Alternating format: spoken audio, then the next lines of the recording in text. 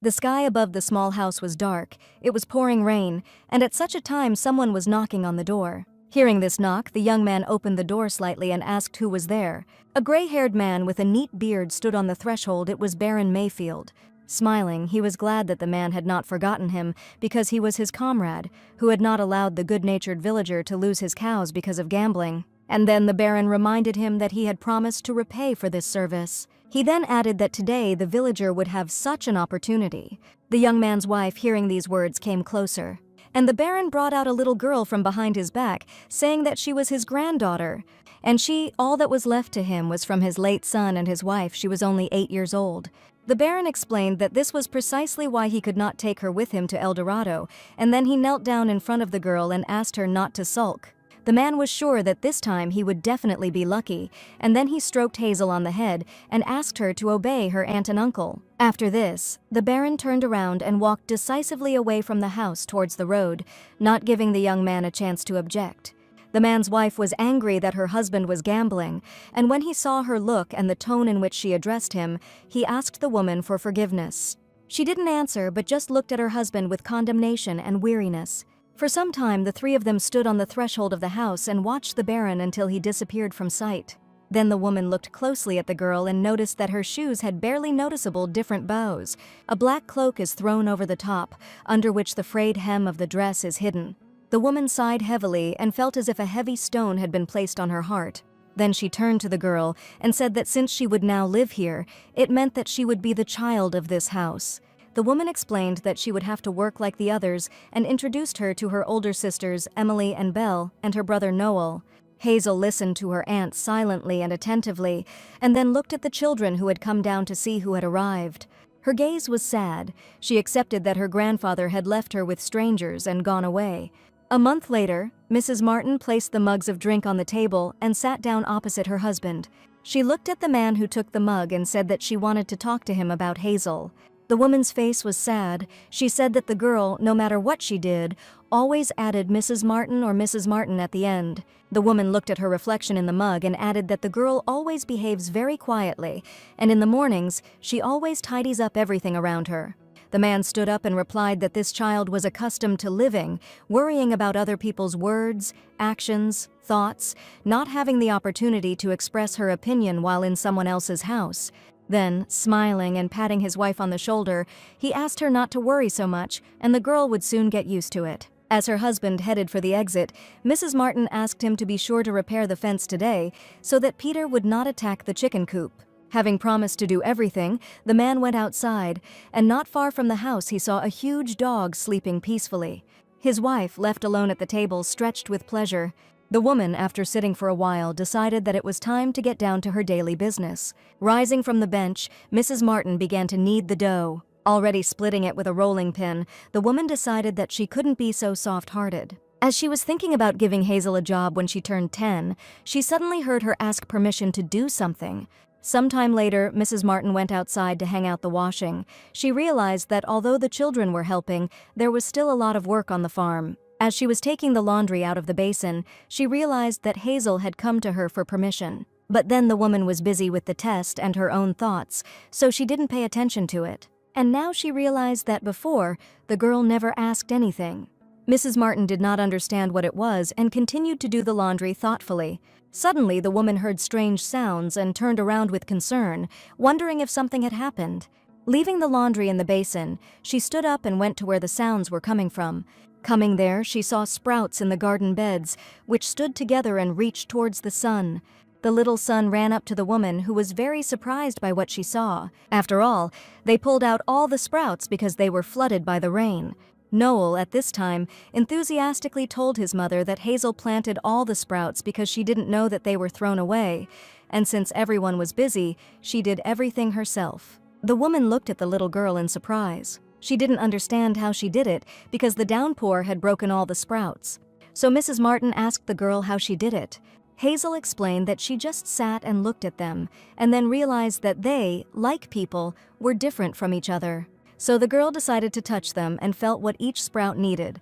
She watered some of the sprouts with warm water from a watering can, and after touching others, I realized that they needed to be covered with soil. And also, the girl suddenly realized that it was necessary to plant each sprout, depending on how much sunlight it needed. She said that she did it all herself, and then stroked them, saying that they needed to be strong, and the sprouts perked up. Mr. Martin, who had approached his wife, exchanged glances with her, and they suddenly realized something, namely that the little girl has a gift called the Hand of the Sun. This gift makes all dying plants bloom and become strong. They help animals easily give birth to healthy offspring. Thanks to people who have the hands of the sun, grains turn the field into a golden sea. Taking the girl's hands in theirs, the husband and wife showed with conviction that she possessed this gift. They could not believe that they were seeing the hands of the sun with their own eyes. The whole family gathered around the little girl. They were very surprised that her hands were truly special. Hazel, hearing about this, quietly asked in a slightly thoughtful tone if she could try something else. Mr. Martin asked her with a smile what she wanted to try, and she enthusiastically replied that she wanted to try the wind.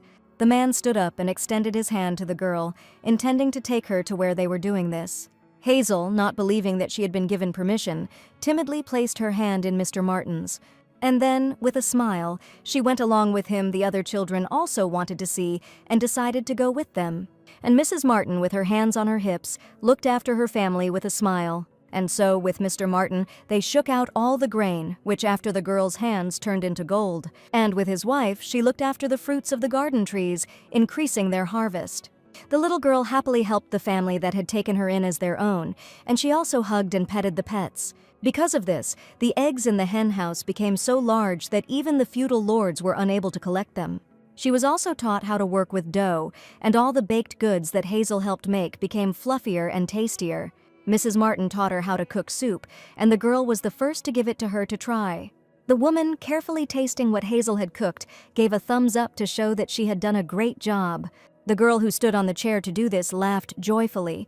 A few days later, having finished all her chores, Mrs. Martin sat on a bench near the house and knitted. Hearing laughter, she turned around in surprise and saw the children shouting that they were back. In their hands were baskets filled with magnificent edible mushrooms. The little girl, seeing the woman sitting next to the house, looked at her thoughtfully. And then, smiling happily, the little girl waved her hand at her. At that moment, Mrs. Martin remembered the Hazel her grandfather had brought to them. And then the girl surprised the woman, because she ran up and hugged her, calling her aunt for the first time. Mrs. Martin, touched by this, looked thoughtfully at Hazel, who was trustingly clinging to her. At that moment, she realized that when an unhappy person becomes happier, everyone who observes it can become happier. She leaned over to Hazel and gave her a genuine smile, giving her a tight hug. Meanwhile, her grandfather was riding in a carriage, looking out the window, his chin resting on his hand. The wheels creaked with every movement, but the Baron remained in a state of slight thoughtfulness. A strange creaking sound was heard from the street in the house where the Martin family lived. Noel, going to the window, saw that an old carriage had stopped near their house. A few moments later, there was a knock at the door, and then the Baron entered the house, greeting the whole family and asking if they were doing well. The man said he had to stay longer than he had planned, and then asked where his granddaughter was. But neither adults nor children knew where the girl was, and then the Baron decided to find her himself. When he went outside, he loudly called her name and said that her grandfather had returned. Finally, the man reached the room where the animals were kept and opened the doors. There he saw a pile of straw with 2 of Hazel's braids sticking out. Angered, the Baron took the girl out of the pile and, taking her by the hand, led her to the exit. But Hazel suddenly pulled her hand away and screamed that she would live on this farm. She stood in front of her grandfather, her hands clenched into fists, not intending to back down from her decision. The Baron was very surprised by this behavior of his granddaughter. Mr. Martin at this point said that the girl had an innate talent for farming, to which the man replied that this was complete nonsense because Hazel was the only heir to the baronial family, Mayfield. Hearing these words, the girl looked at the farm with sadness and accepted her grandfather's decision. Hazel knew she had to leave this beautiful farm. The little girl clutched her dress tightly because this was the place where she was happy. Sometime later, Hazel bowed to the entire family that had sheltered her and said goodbye to them. Her head was down. She didn't want to show how sad she was that she had to leave. At that moment, the girl heard Mrs. Martin's voice calling her name.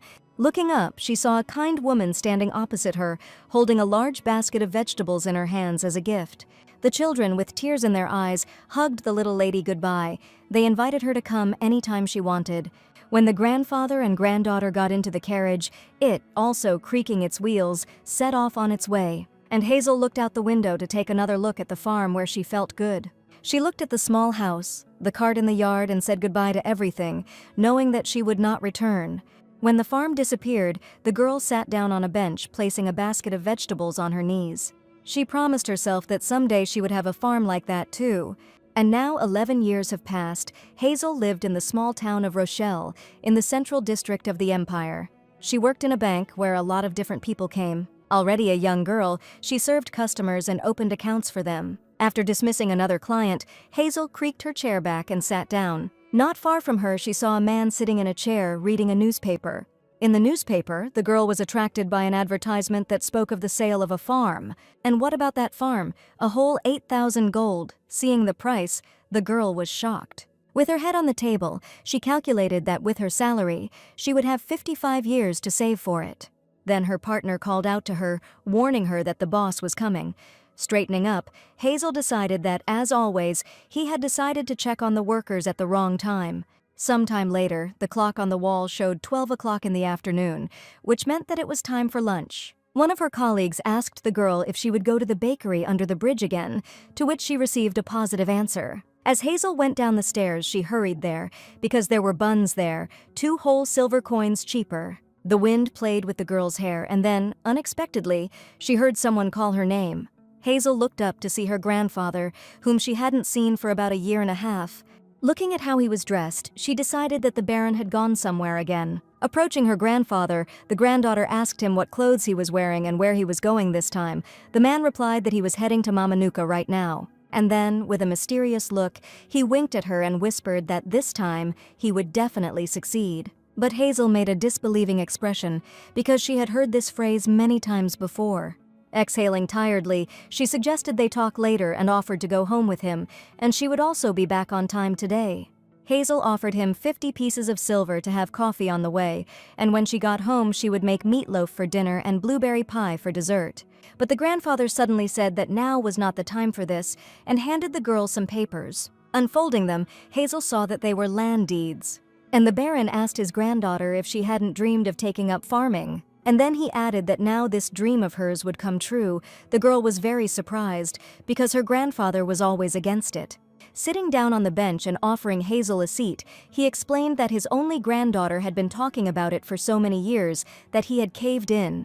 The man also added that if the farm becomes the property of their 7, then it is already a noble hobby. The Baron suggested that his granddaughter take up growing edible plants. When Hazel asked if it was really a farm, the man replied that for now it was just a vegetable garden next to the house. Looking at the sun's rays breaking through the treetops, the Baron added that she could bring everything there into good condition and create a farm. He told me that there was sun all day, flat and high-quality land, a small farmhouse, but for her alone, it was quite enough. And when the Baron added that there was a carriage station, shops, and places for walking nearby, Hazel said that it was strange that the farm was located in such a place. To this, the grandfather replied that it was located in the very center of the capital, which greatly surprised his granddaughter. And then the man added that if this time their unlucky Mayfield family's land is taken away, he doesn't know when they'll get another chance to get a plot. Hazel looked in surprise at her grandfather, who frowned and looked into the distance. And then the Baron admitted that, in fact, many years ago, he won at auction very cheap land in the capital. It was a small house with a vegetable garden. But at that moment, a man of high status bought up all the neighboring plots to expand his mansion. The man added that only their plot remained, and if the owner did not appear by the 2nd of May, the land would be declared ownerless and destroyed. Upon hearing this, Hazel shouted that she would not allow this. Hugging the girl, the Baron noted that there was still time, and if she hurried, she would make it in time. He asked her to leave right now because they needed to protect their land and her future farm. Hazel looked through the papers submitted by the case again and saw that they were all issued in her name. She even trembled with anticipation that her dream would finally come true. The girl turned around and, throwing herself on her grandfather's neck, hugged him tightly, smiling happily. Hazel still couldn't believe that this land belonged to her and that it wasn't a dream. And when the Baron asked if she wasn't sure about the documents, she replied that everything was in order, and as long as her name was on the papers, no one would take this land away. The Baron smiled slyly because he knew very well that his granddaughter would react this way. The man then stroked the contented and happy Hazel on the head. After that, the man went where he was going, and the girl waved her hand after him. After a while, Hazel returned to the bank, and the bell that hung on the door rang. The bank manager, seeing the girl, yelled at her for being 3 minutes late and offered to quit if she continued to behave like that. Hazel looked closely at the man shouting at her and calmly replied that she quit. The manager did not expect her to answer like that because his words were simply intimidation. And Hazel took a piece of paper and a pen in her hands and wrote a letter of resignation. Having given it to the shocked man, the young girl left the bank with a light heart. Happy that she finally had her own farm, Hazel ran through the city streets. Meanwhile, a man with a high title began a meeting on state affairs. Hazel didn't even think that such a person would be waiting for her in the capital. In the carriage that was stuck in a traffic jam, there were young people sitting, wondering what all the fuss was about in the capital. One of the young men explained that it was all because of the festival in honor of the victory, and although it ended last week, everyone was leaving now. The young girl, having taken her suitcase out of the carriage, decided to go on foot, even though it would be a long walk.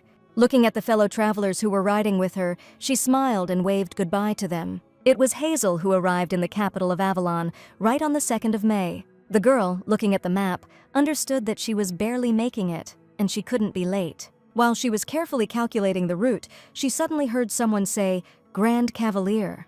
When Hazel turned around, she saw a man behind her holding out an open bottle of wine. He congratulated her on her arrival in the capital and invited her to clink glasses to the emperor. But the girl refused. She walked slowly, periodically checking the route on the map. Hazel walked and remembered the conversation with the man, how he asked where she came from. And then he told her about a place that had been restored after the emperor ascended to the throne. Even the tramps had collected all the trash and left. The man also told about the knight Sigvald from the Bear Clan, a powerful clan of berserkers. Hazel felt awkward because she didn't know anything, even though there were newspapers in the bank that told the news. She walked slowly along the pavement, and then, unexpectedly, the girl saw a red bow lying on the road. Hazel wondered where he came from and looked up. There she saw a sign, Grand Cavalier, beautifully decorated with red bows and ribbons. She thought that there were only 3 swordmasters in the world, and the emperor was also a Grand Cavalier. The young emperor, only 22 years old, being the crown prince, he went to war and defended the borders. In this, he was helped by the valiant commanders who were his comrades. At that moment, one of the emperor's companions sneezed, and when His Majesty asked what was wrong with him, he replied that apparently someone was remembering them. The girl, at that moment, remembered that her colleague had said that the emperor was so handsome that it could drive you crazy. Having decided that beauty doesn't reduce taxes and that potatoes are better than men, Hazel resolutely moved on. Finally, the girl, who was going through the potato varieties in her head, reached the first street. She remembered that her grandfather had told her that a high-ranking official lived here. Hazel couldn't believe that behind the glittering gates there was simply a mansion. Imagining how rich and influential this high-ranking man was, the girl swallowed. And then, with the resolute thought that she was the rightful owner of the land, Hazel moved on. On the way, the girl carefully examined the map. It said Lot 79, Mayfield property. She walked past the statue of Ramstein I, past the garden. Next, Hazel saw an unknown department, a promenade street, and a fountain. The girl also passed by a place that was guarded by soldiers. She passed a 5-story building, a library, a curriculum, soldiers, a pond, a fountain, and a flower garden. Slightly tired, Hazel finally realized that according to the map, her plot should be nearby. Raising her head from the map, the girl saw the main garden. She looked around carefully, because next to it there should have been her plot. And then the girl saw a small house. Her eyes opened wide with joy that she had found her land. After all, Hazel was very afraid that she had just dreamed it all. She let go of the suitcase, which fell to the ground, and took a few steps towards the house. And then Hazel started jumping for joy and couldn't stop. After all, here will be her farm, even if it is not as big as she dreamed. But on the other hand, she will be surrounded by a lush and beautiful garden. The girl could not stop rejoicing at the fact that she had land with a cozy and picturesque setting. But then she realized that there was a problem here, namely the palace, which attracted too much attention. And then suddenly, thinking about the palace, Hazel realized something. She remembered the statue of Ramstein I, who was the progenitor of the current dynasty, and also the state administration building that I passed by. I also remembered the soldiers who stood guard without leaving their post. And then Hazel realized that she was just a fool, and this was not a mansion. And also, it dawned on the girl that the person with high status was the emperor.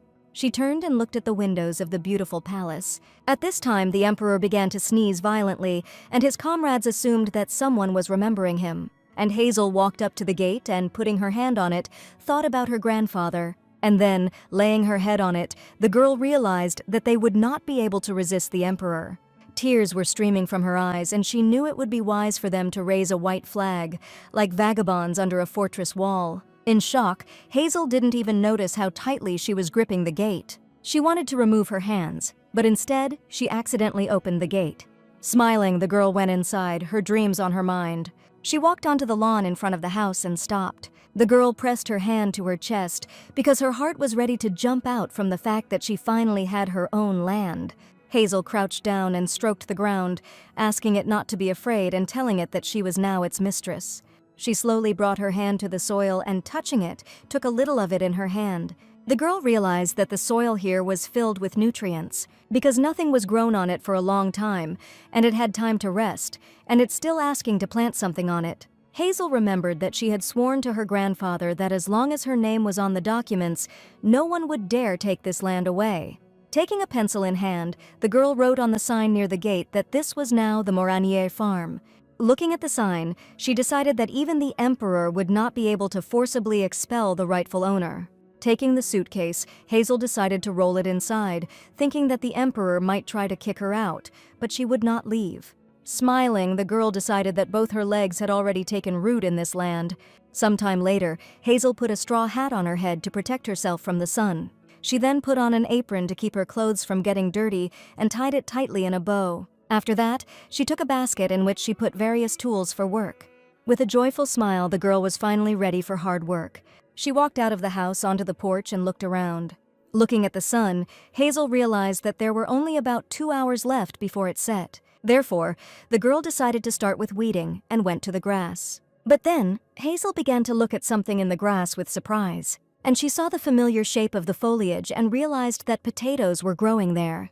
The girl realized that very soon she would be able to harvest a harvest of delicious potatoes and was delighted with such a gift. Then she looked around the remaining plot of land with anticipation. After this, Hazel planned out where she would plant different vegetables and herbs. Now the girl knew where she would plant her treasures. Taking out a bottle of mint seeds, she realized that if she planted them today, she would be picking their leaves in 2 weeks. The girl then took out the rest of the seeds and decided that she would also plant anise, basil, lemongrass, and wyvern claw. Hazel thought with pride that she would definitely find them useful around the house later. Having thought about all this, the girl resolutely began to weed. She remembered how, as a child, she only had to pull and even the smallest roots would easily come out. But now, with the help of different tools, she was doing much better than she had then. Rolling up her sleeves, the girl decided that she would finish everything before the sunset. At this time, the young people were walking to Section 79 and discussing that they had finally sorted it out and it could be demolished. They said that the previous emperor would have simply ordered it to be torn down long ago, but the current one decided to wait until the end of the term. But when the young people approached the site, they saw an open gate. With surprise, they assumed that someone had secretly entered there again. That's why this house was a problem, but then suddenly the young people heard a strange sound. When they followed the sound, they saw a girl who was enthusiastically fighting weeds.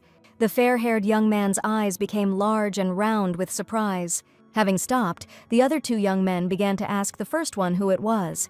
But he didn't know this and asked the girl who she was and what she was doing here. Hazel, realizing they were after her, replied that the weeds were flying. She explained to them that before planting, it was essential to get rid of the weeds. But the young people, having heard the answer, were still in shock and did not understand who she was. The fair-haired young man angrily asked if the girl was really planning to take up farming here, to which he received a positive answer. After this, the young man decided that she was not herself and ordered her to be taken away. Hearing this, Hazel stood up and, placing her hands on her hips, noticed that they were unable to kick her out and asked if they knew who she was. To this, the young man replied that this was the emperor's garden, and even if she was the only daughter of the golden dragon, he would drive her out. But Hazel, with a grin, replied that she was the only person the emperor couldn't kick out, because she, Mayfield. Hearing this, the young man was surprised to ask if she was Archibald Sebastian Mayfield, whom they had not been able to find. But the girl, showing him the documents, replied that she was his granddaughter and he had transferred this land to her. She showed a notarized deed of gift for the land, as well as papers that confirmed their blood relationship. The young man, looking at the papers, realized that all the documents were officially accredited, and he also thought with irritation why the mistress of this land had appeared now. This information made the fair-haired young man scratch his head in irritation. Then he, apologizing to the girl, offered to buy this land, which is located on the territory of the imperial palace, the Bratton Empire. He explained that all the lands near her were bought at the average price of 480 gold, but they were ready to buy her land for 600 gold. Smiling, the young man decided that the girl was too naive and immediately agreed to his proposal. To this, Hazel replied that it was indeed a large sum. Then the young man took out the documents and asked her to sign that she agreed. But Hazel, her eyes flashing, suddenly replied that the land was not for sale, not for any money, and that it was her farm. Seeing how the girl decisively stuck a shovel into the ground, the young man became slightly frightened. And when Hazel added that no one should even dream of such a thing, he decided that the girl was very stubborn. He also realized that he had mistaken her for a simpleton and that she would not change her mind, so the young man decided to return and discuss other options with the ministers. At this time, another meeting was taking place in the Golden Hall of the Imperial Palace. The emperor praised the ministers for the good work they had done in helping the poor of Balkhas. At that moment, the young man just came up and looked in there. He was surprised that the meeting was still going on, and he urgently needed to meet with the minister. But then the emperor heard a commotion outside the door and asked what was going on there. The young man, who was the manager, Cecile, entered and bowed to His Majesty. He then told him about the building in the middle of the garden that was supposed to go to the state because the notice period had expired. When the emperor asked whether he was talking about the 79th participation, the manager answered positively and added that he had a new owner who was going to take up farming there. His Majesty was very surprised that someone was going to engage in farming in the middle of the imperial garden. The ministers agreed that this was an outrageous act and asked whether this was not a shameless nail house among swindlers. When the emperor asked what they were talking about, the men explained that when part of the land is involved in a large construction plan, it is not sold in order to obtain excess profit. The emperor noticed that the ministers themselves had done similar things, and now they were pretending to be fools. He was also outraged that people were taking advantage of urgent circumstances and profiting from it. The emperor decided that this was a punishment and that this stupid man would not receive any compensation. He then added that the owner of the site should be stripped naked and thrown out, so that he would become an example for everyone. But then the manager quietly said that the owner was a young girl, and she was not yet 19 years old. Hearing this, the emperor was very surprised. Meanwhile, Hazel started scratching herself and thought someone was talking about her. The emperor, at a loss, rose from his throne and began to think.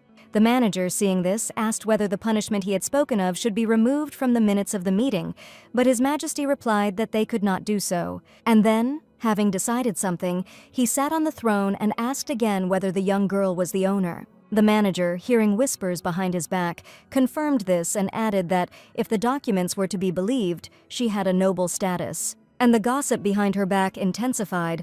The aristocrats did not believe that the girl was also an aristocrat. The emperor asked what family the girl was from, and the manager replied that her last name was Mayfield. At this time, Hazel had finished her work for the day and was unaware that the palace was discussing her clothes and manners and had decided that she was from a fallen family. One of the advisors angrily exclaimed that if she was an aristocrat, then she should have some pride and should not act like that. Having listened to the indignant cries of his advisors and ministers, the emperor wearily asked for this to stop.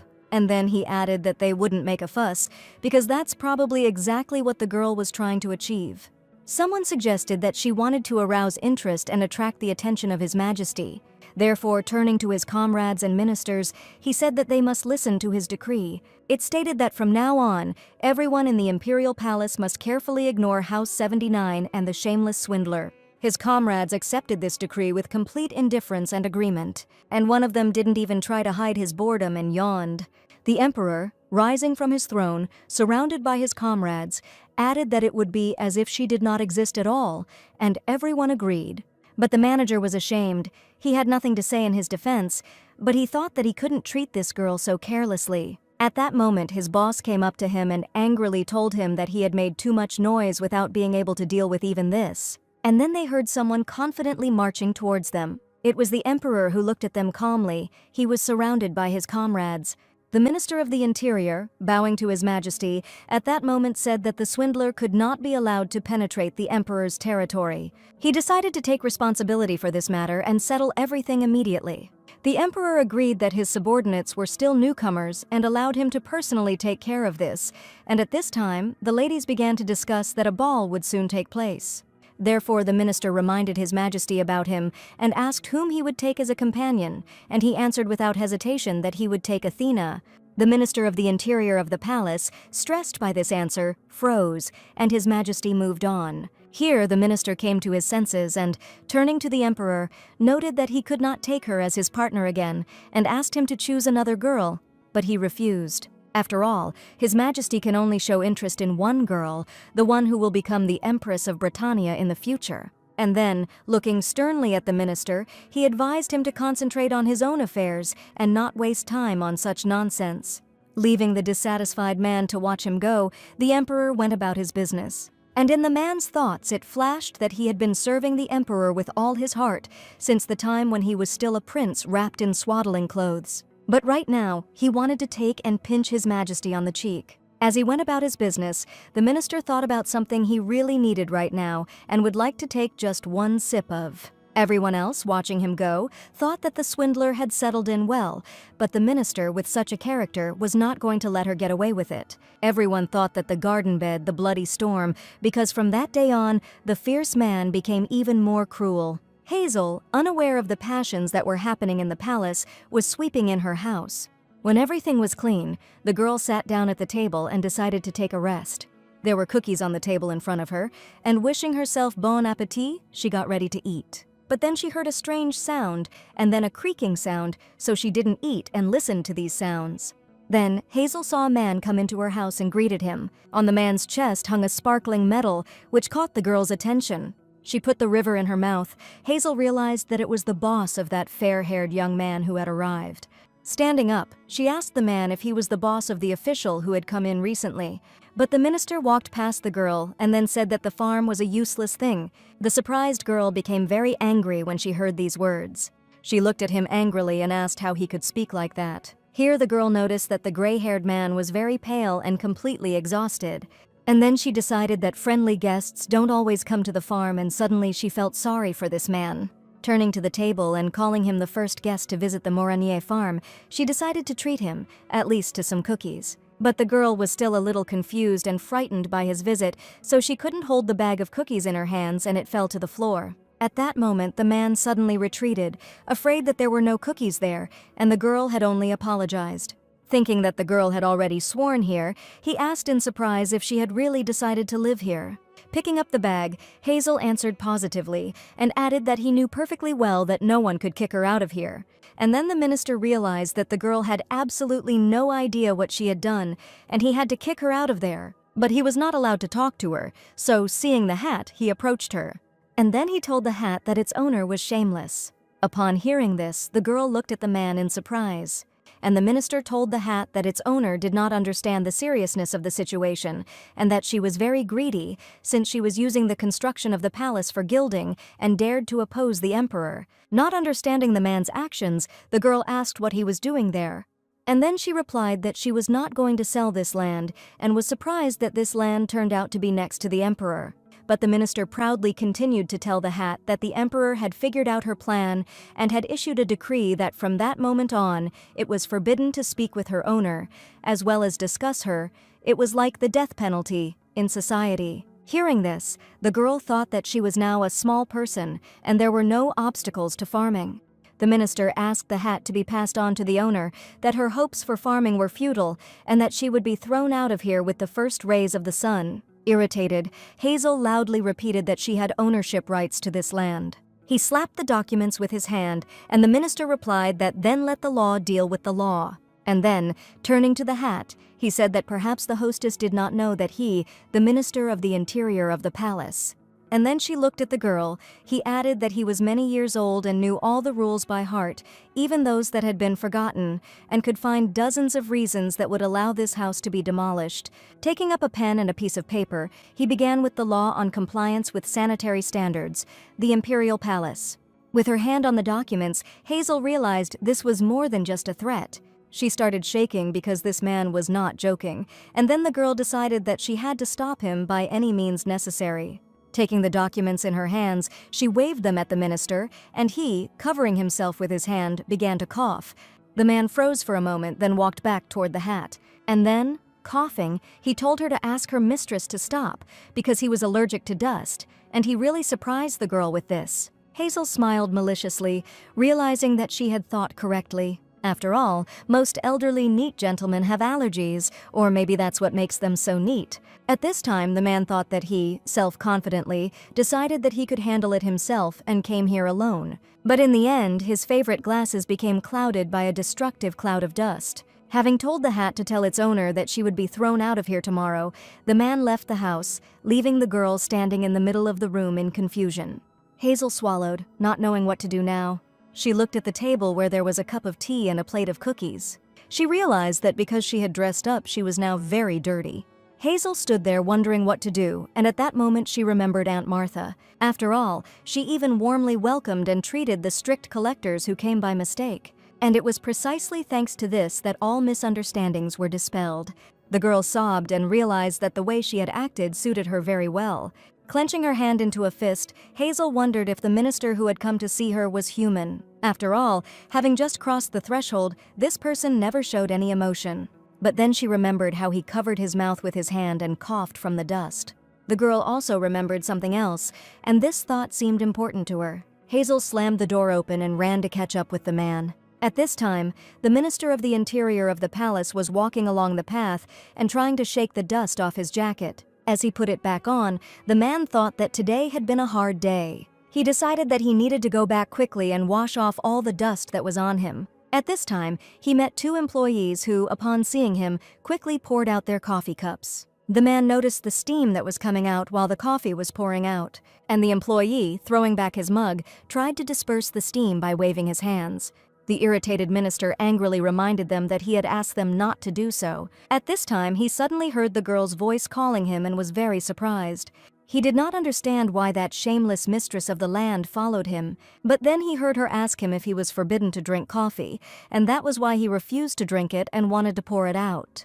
When the man didn't respond, Hazel realized she was right, and the minister decided she was going to exploit his weakness.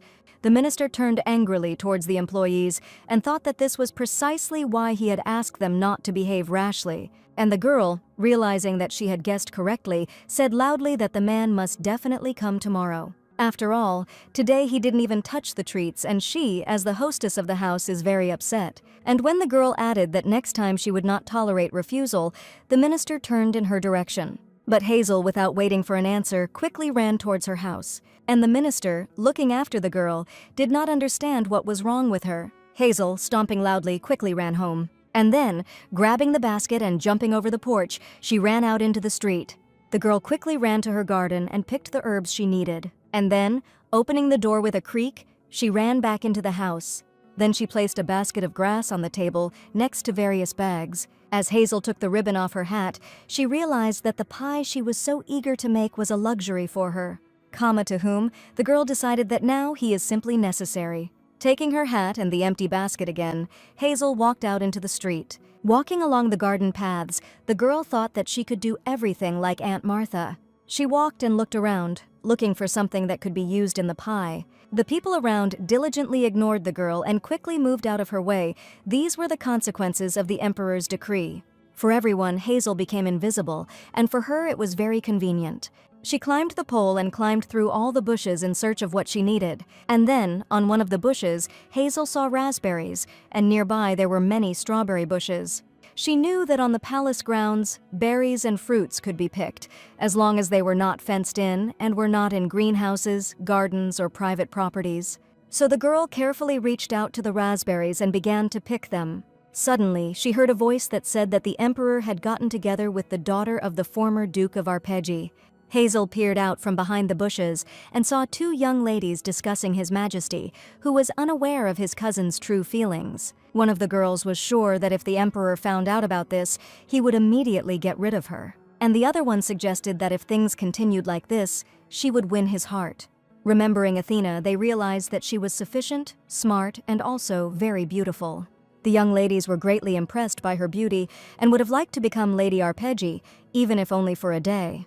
But they also dreamed that the emperor would become an ordinary knight, even if only for a day. However, after thinking a little, they decided that it would be better if he became a poor man. The girls were in love with the emperor and were discussing it, while Hazel sat quietly behind the bushes. She thought that if she went out, she might scare them and then they might crush the raspberries, so she decided to sit there a little longer. After some time, the girl heard the clicking of heels and, looking out, saw the young ladies leaving. Then she calmly stood up and picked the rest of the raspberries and strawberries until the basket was full. Deciding that this was enough for a pie, Hazel walked towards her house. Returning home, the girl lit a lamp which brightly illuminated everything around, and the girl began to prepare the kitchen utensils she so desperately needed. And then she noticed the dough, put it in a bowl, covered it with a cloth, and left it to rise. She did everything so quickly that she simply ran back and forth across the room. After a short pause, Hazel made a delicious pie filling. The imperial palace was bathed in sunlight in the early morning. In his chambers, the minister of the interior of the palace lay on the bed. He remembered the girl who told him that she would not tolerate refusal next time. His eyes were open and his gaze was thoughtful. The man did not understand what she meant. He tried to sleep a little more, but thoughts about her prevented him from doing so. Cursing, the minister sat up abruptly in bed, realizing that he could no longer sleep. The palace guards who were standing guard did not expect the minister to be sitting so early, and he, passing by them, ordered them to come to the construction site in the garden before the break to start dismantling. The man then walked towards the house in section number 79. Standing in front of the door and not daring to enter, he thought that it was somehow quiet there. Thinking that he would quickly drive the swindler away, the man opened the door and suddenly heard a greeting. His surprise knew no bounds, because Hazel was clearly waiting for him. She stood with her hair pulled back and looked at the man with a clear gaze. When the girl asked him to sit down because she had prepared a drink and sweets, the man wondered what had happened last night. After all, the girl who stood in front of him was extremely polite. He glanced at the table and saw the mug, noting that she knew he didn't like coffee, but the girl suggested that he try it, saying that it was not at all what he thought. The minister of the interior of the palace thought for a moment, and then he resolutely picked up the mug of drink that was standing on the table. The man, looking at the girl, realized that she was not trying to harm him. So, thinking that I hadn't had coffee for a long time, I took a sip from the cup. When he tasted the drink, his eyes widened in surprise. After all, in the mug there was a drink called commoner's coffee. The girl confirmed with a smile that it was a coffee drink made from chicory. Chicory is a weed that grows in groups in different places. The palace interior minister waved his hand and exclaimed, "Could this really be coffee?" He couldn't mentally believe that he could drink such a drink. Taking another sip of the drink, the man realized that it had a strong yet soft and aromatic taste. And then, the minister of the interior of the palace decided that it was definitely coffee. Confused, he asked the girl how this was possible, to which she replied that if you roast and grind the chicory root, it can be used as a coffee drink. Hazel added that there are differences, but she knows how to roast the roots properly so that they taste as much like coffee as possible. Listening to all this, the man did not let go of the mug of drink, and then, smiling and realizing that he could drink this drink calmly, he took another sip. Suddenly he remembered the emperor's decree that they should ignore that swindler, and his face became frightened. He realized that he was violating His Majesty's order and communicating with the girl. But the girl, smiling at him and covering herself with her hat, put her finger to her lips. And then, she again asked him to sit down and not worry about anything. The man sat down and realized that this lady was very resourceful and had found a way to get around the decree. Taking the mug with both hands, the minister of the interior of the palace began to drink the coffee drink with pleasure. A smile appeared on his face and the man realized that he finally felt alive. And then he admitted that he is, in fact, a big coffee lover. And the imperial palace is like a battlefield, and as soon as you drink a cup of coffee, your fighting spirit immediately rises. He said that he drank about 8 cups of coffee a day, to which the girl replied that this was a large amount to get sick. The man added that at some point he began to feel dizzy and nauseous, and his heart began to beat like crazy, and he could not sleep at night. And from the day the doctor warned him that if he did not stop drinking coffee he would die, his torment began. With a smile, the man told how difficult it was for him to break this addiction. But the hardest thing was to be around those who could drink coffee in peace. When they saw the minister, they tried to quickly throw away the cup of coffee they were drinking. And every time he crossed paths with them, he felt very hurt and sad, so sometimes the man would take a few sips of coffee on the sly. But then he felt sick. His stomach felt like it was turning inside out and his heart was beating loudly, but now that's not the case. No matter how much he drinks this coffee drink, his body feels comfortable. The girl replied that chicory is a plant that is beneficial for the body. Chicory root promotes digestion and strengthens the stomach. As he said before, chicory is coffee for the common people. It was discovered by poor people who could not afford expensive coffee. And it's a gift of nature that chicory is good for your health, Hazel added. Hearing this, the minister of the interior of the palace suddenly exclaimed that he now understood something. He added that roasting the herb roots and grinding them into powder is quite a hassle, and the girl had to stay up all night and work hard to get this across to him. The man realized that the girl decided to shock him with such a thing because she was angry that he said that farming was a useless occupation. Hazel was shocked by the minister's conclusions and said that was not the case at all. She added that she was offended by his words, but she quickly forgot about them. The girl explained that she had been making coffee all night because he was not a guest at the Maranier farm. And not just a guest, but the very first guest. With these words, she greatly surprised the man. The girl added with a smile that she wanted to treat him to something he would like. Hazel also said that she didn't want to shock him because she just did it because she liked it. Recalling the Martin family, she added that she simply loves farming. The girl said that just yesterday her boss scolded her, and she spent the whole day just moving the beads on the abacus. And when Hazel said that she was really happy now, the man was very surprised. Then the girl remembered something and folded her hands in front of her. And then she said with a smile that yesterday she had been inattentive, and that as a hostess she was very ashamed. And so today she made raspberry pie. The girl added that it goes well with coffee and asked to try a piece. The minister wasn't particularly fond of sweets and decided it was time for his acting skills. Taking a knife and fork, he cut off a small piece of raspberry pie. Deciding to try a little, the man brought the piece, impaled on a fork, to his mouth. And suddenly I realized that the pie was not sweet, although the sweetness was noticeable but pleasant and not cloying. The girl explained that the pie had a lot of sweet berries, so there was no need for sugar. She later told me that she had found such sweet berries in the imperial garden. The minister was surprised, and the girl decided to tell him in secret where they grow. This is how they spent their time. The man had already drunk his third cup of coffee. The girl periodically asked the minister to eat another piece. The man declined with a smile as he had already overeaten. Hazel stood and looked at the satisfied minister. She was pleased that he liked everything. Therefore, the girl added that he was now in the mood for conversation. Hearing this, the minister was surprised. Hadn't they been talking all this time? Hazel explained that she was now talking about a really important conversation.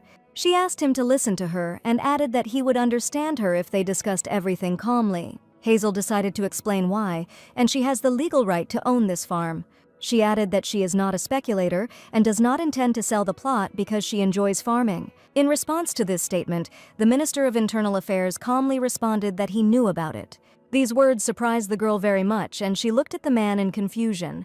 She looked at the minister, who sat nervously, not knowing where to put his hands. He thought that he couldn't even look the girl in the eyes. So the man stood up and said that it was time for him to leave. The girl took the prepared bags in her hands and approached the minister. And the man went to the palace, loaded with these bags and also with raspberry pie. On the way, he was hailed by guards whom he called to dismantle it, but the minister canceled everything. After this, the minister went into his office where there were many books on the shelves. There were folders with documents on the table, as well as the necessary books. The manager, entering the office, froze with his eyes wide open in surprise. He looked at the minister, who was smiling, and thought that he had done it again. But then he suddenly realized that if his boss drank coffee, his stomach would immediately let him know about it. At that moment, the minister suddenly exclaimed that the effect was simply perfect, causing the manager to look at him in bewilderment. He asked if his boss had talked about the report, but he replied that he had talked about the pie. Seeing a plate with a piece of pie on the table, the young man realized that he really was talking about pie. He remarked that it was the first time he had seen him with a pie, to which the minister explained that it was a raspberry pie. And then he asked whether the manager knew that there were so many ripe raspberries growing in His Majesty's garden, to which he received a negative answer. And the minister admitted that he didn't know about this before either. And then he added that there were no interesting people in the palace before. And then he exclaimed irritably that there were also a lot of strawberries there and asked why he was so slow-witted. He then added that they had a newcomer and then remembered that he had decided not to use such words anymore. The minister then asked the manager to clear his schedule after noon, which surprised the young man again. After that, the man took a large book that was lying on the table. The young man asked in surprise why he needed her, since the minister knew her inside and out, to which the man calmly replied that he wanted to check something.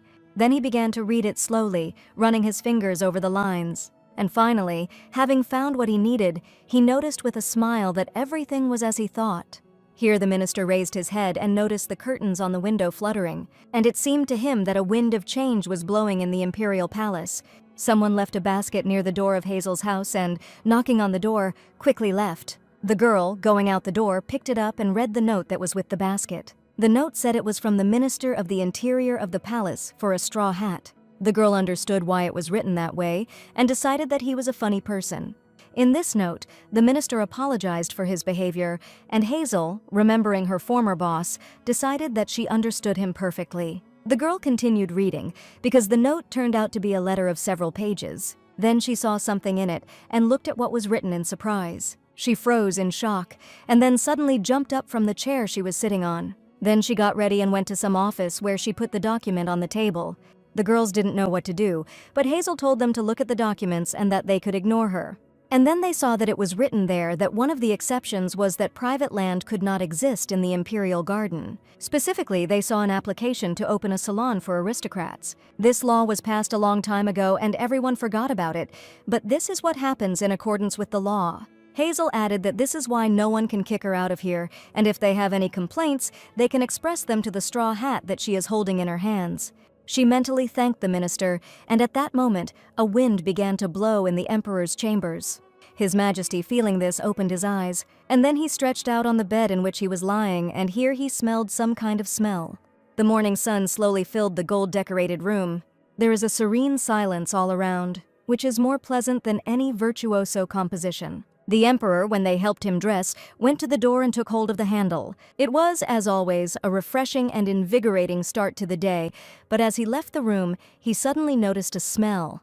The emperor rang the bell, and at the sound of it, a servant quickly came running. His Majesty asked what the smell was and was told that it was the smell of fertilizer. But the emperor was interested in why this stench was penetrating into his room, and then he remembered his order, which had been given recently. The emperor was also surprised to see where the construction site fences had gone, to which his servant replied that the patrolman had removed them. But the servant did not know why this had happened. Then His Majesty inquired whether the minister of the interior of the palace had already arrived. At that moment, the very man the emperor had asked about approached them and said that he was here. His Majesty asked him what was going on, to which the minister replied that someone had applied to open a salon in that area. To the emperor's surprise, the man replied that it turned out that Ramstein was the second to introduce this law approximately 200 years ago. He explained that private land could not exist in the imperial palace, but there was an exception, and that was the salon for aristocrats. The owner of such a salon will be its mistress, and within its boundaries, she will have absolute power. This is stated in the law, and it is enshrined at the state level, the minister added. He explained that even the emperor could not resist the desire to evict a noble lady who had opened a salon on private land. The emperor realized that even the minister of the interior, who knew all the laws, could not do anything about it. The man agreed with this, wiping away his tears with a handkerchief, and His Majesty suddenly asked if he was hiding anything from him. The minister, with a puzzled expression, asked what His Majesty was talking about. But then, looking at the emperor, he realized that he guessed something, because he began to get angry. And then His Majesty suddenly pulled out his bow from somewhere. Then the emperor pulled out an arrow and, pulling the bowstring, prepared to shoot. The minister of the interior of the palace asked the emperor to pardon him. And then he asked to remove the bow, because in the palace, hunting of both animals and people is prohibited. Meanwhile, an unsuspecting Hazel was calmly fertilizing the garden. Here, the minister of the interior saw the emperor release an arrow. The girl saw an arrow tear a bag of fertilizer. Hazel froze in shock as she watched this. And the emperor at that moment, standing on the balcony, thought that it had been a good warning. But he didn't know that by doing this he only helped the girl, because the bag had turned to stone due to old age. Seeing the lady's joy, the emperor could not find words. At this time the minister turned to him. He handed him some papers on a pillow for him to look through. When he opened this paper, he saw that it said that the conquering emperor had been conquered. One of his comrades, seeing this, laughed so hard that she almost died laughing. Covering his face with his hand, His Majesty realized that she would never miss the chance to make fun of him. The girl replied that the newspaper clipping turned out wonderful and asked him not to be angry. The thoughtful emperor asked her how to become closer to his people, to which she replied that, to begin with, he needed to make his face simpler. After all, he always walks around gloomy, to which the emperor was indignant that this was not the answer he asked for. But the girl noticed that this was because he was not given some land in a humane manner. After this, the emperor called his other comrade, but he noticed that His Majesty was simply wasting his time, and if the swindler was left alone, he would eliminate himself, especially since the decree was an excellent solution. And also, people are always bored and tomorrow there will be other gossip circulating. Moreover, such people quickly disappear when attention is lost. Moreover, the house is old. The hole in the ceiling was simply covered with a board, so even without them, it will soon fall apart. And then he asked the emperor not to worry, because in a couple of days only ruins would be visible from the window. Then the young man with cat ears noticed that he had stuck his claws into the tree and was worried that he had damaged it. He apologized for the fact that when he concentrates on something, he doesn't notice how his cat-like habits come out. This tree was a general, and the young man tried to quickly apologize to him. The emperor, standing in the compartment with his fourth friend, watched as 3 more friends fussed around the tree. His Majesty's gaze moved to the man standing next to him. He then remarked that running a country isn't easy, but it's through overcoming difficulties that we learn, and he told him to keep his head up and suggested they grab a beer later. The emperor looked again at his friends who were sitting near the tree, and then His Majesty agreed that he had behaved like an idiot. Having said that they would see each other later, the emperor left, leaving his friends to look after him in bewilderment. Left alone, the men judged the girl, saying that she had gone too far with her jokes. And then, standing up, she added that the emperor was right when he said that she would always joke about him. However, hopeless jokers are much better than optimists who only support in words. The boy with cat ears asked what Louis had in mind this time. To this, the girl replied that she couldn't stand it when Issa was made a laughingstock. But then she noticed that her friends did not understand what she meant, and she decided that since we were talking about fertilizers, she would explain it using something similar. In the end, she said it was like a tramp had taken a dump in your house in the middle of the room, and everyone tells you, forget it, everything will pass, and the person will have to wait a long time until it gets better. The girl asked, snapping her fingers, whether it was necessary to bother and endure this stench. After these words, the girl turned around and looked back. Her squad stood kneeling behind her as Louis decided to come to her aid. She added that the palace was no place for scandals and that it was worth considering whether to set foot on this land, and ordered the squad to do everything to make the swindler realize this. At that moment, the girl had a misfortune. A board fell off the ceiling. And deciding to check why this happened, Hazel climbed onto the roof and saw a huge hole. Without giving in to despondent thoughts, the girl enthusiastically decided that she could handle everything. She thought that she could reattach this board and add a few planks. With these thoughts, Hazel began to descend the stepladder, but suddenly her foot broke a step. The girl miraculously did not fall, but the ladder was irreparably broken. Looking at the debris, Hazel wondered what she should do now. She determinedly found a hammer and nails and decided that it was worth trying to fix the stairs. The girl tried very hard to hammer a nail into a stubborn piece of wood, but no matter how much she knocked, her strength was still not enough, and then she gave up and lay down on her back. And Hazel didn't even have a proper breakfast, because she spent the whole morning sorting fertilizer found in the barn. The girl understood that even though she was being ignored, the people in the palace clearly did not like the smell of fertilizer, so she went out to work very early. The bag of fertilizer had hardened with age, and she couldn't open it. And the girl couldn't even imagine that an arrow would fly in and help her. She remembered her surprise when she saw it. Hazel took the arrow that flew into her hand and looked at it carefully. She didn't know who its owner was, but there were no signs of rust on the arrow, and the metal was strong. Meanwhile, the emperor watched the girl holding his arrow and thinking about making something for the kitchen out of it. Seeing that she was about to dig up potatoes, His Majesty decided that the girl had nerves of steel because she was a swindler. And the emperor thought that his shot was in vain, and if Louis had seen this, she would have definitely teased him. He didn't understand what to do, because even the palace's Minister of the Interior had given up, and then he saw a big hole on the roof of the girl's house. Then the emperor remembered what his friend had said about her and that this hovel would fall apart without them. Smiling at these memories, His Majesty decided that he had nothing to worry about, and he also hoped that it would rain heavily. Meanwhile, Hazel was digging potatoes and after a while dug up a whole bag. After examining it, the girl realized that the flowers had not been picked in time, which is why the seeds were not so large, but the potatoes had ripened well. Propping her chin on her hand, Hazel thought about what to cook with it. And then she decided to make crispy potato pancakes, cut new potatoes into slices and fry them. It will be served with cheese and fresh herbs, and a bottle of cider will be opened to celebrate the first proper lunch in this place. The girl also realized that for the perfect meal, she needed to prepare something else. With dessert in mind, Hazel grabbed her basket and headed into the imperial garden. She ran quickly along the paths, and the aristocrats she encountered along the way carefully ignored her. The girl ran quickly across the grass, not paying any attention to it. She remembered that there was a forest next to the fountain, but when she saw it, she realized that it was too small for a forest. But then something caught her attention and made her eyes widen in surprise. After all, they were apples, and after picking them, Hazel came home and began cutting them. She was glad to have found them and decided to make a sweet tart with these apples. The girl thought that everyone was used to the fact that May apples were usually bitter or inedible fruits, so people ignored them. With a smile, she realized that they simply didn't know how to cook them properly. At this time, people entered her house, which stood with the door open. The girl who was peeling the apple to make it tastier did not immediately hear the sound of footsteps. And when she heard, she turned around to see who had come to her house. Hazel was very surprised to see the people, each of whom was wearing a cloak with a hood. And then she turned back to the table and put her hand on the knife with which she was peeling apples. After all, the girl understood who had come to the house. They were said to be dressed in cloaks that looked like a bloody fog in the darkness. Their commander was the emperor's friend herself, Louis, and the people entering the squad had icy looks on their pale faces, and also creepy red eyes that glowed with an inhuman light in the darkness.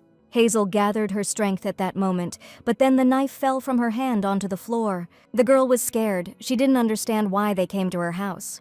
Crouching down to pick it up, she thought it was one of the knightly squads standing guard over the empire.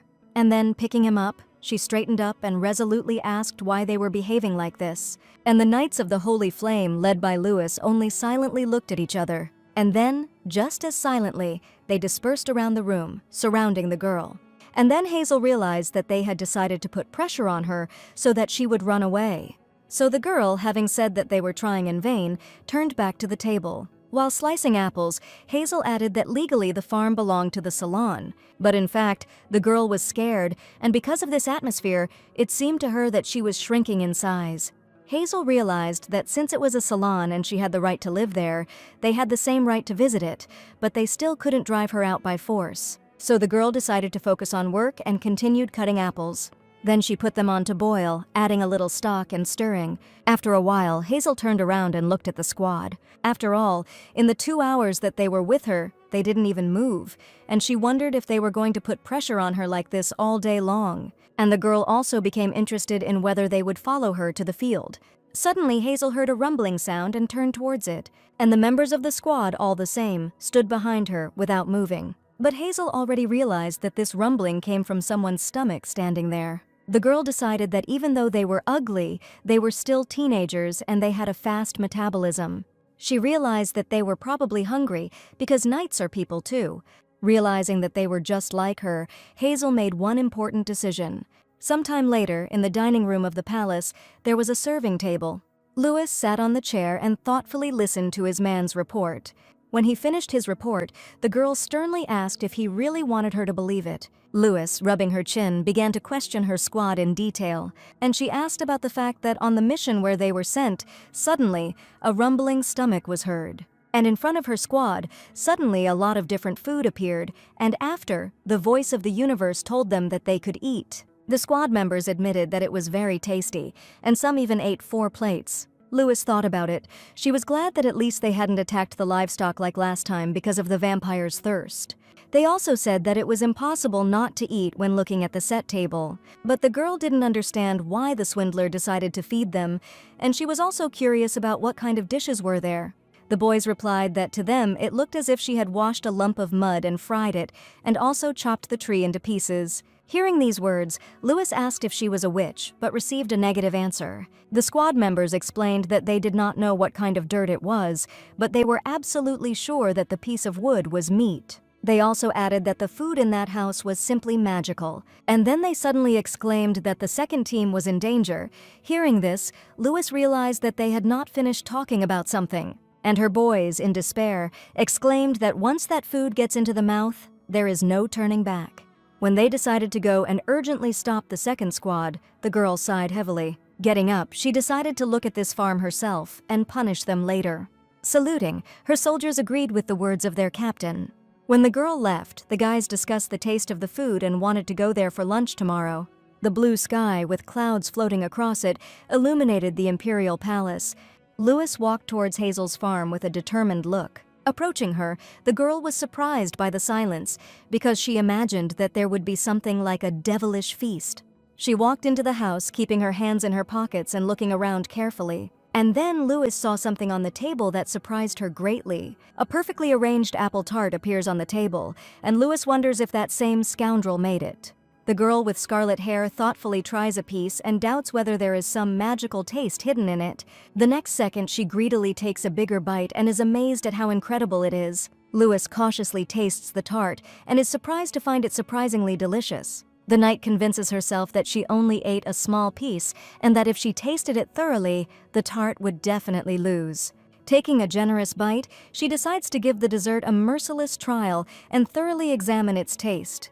An explosion of flavor hits Lewis, and a thrilling thought fills her head about how delicious it is. Surprised by her own discovery, the girl almost solemnly shows off the uneaten piece, as if presenting proof of the dessert's victory.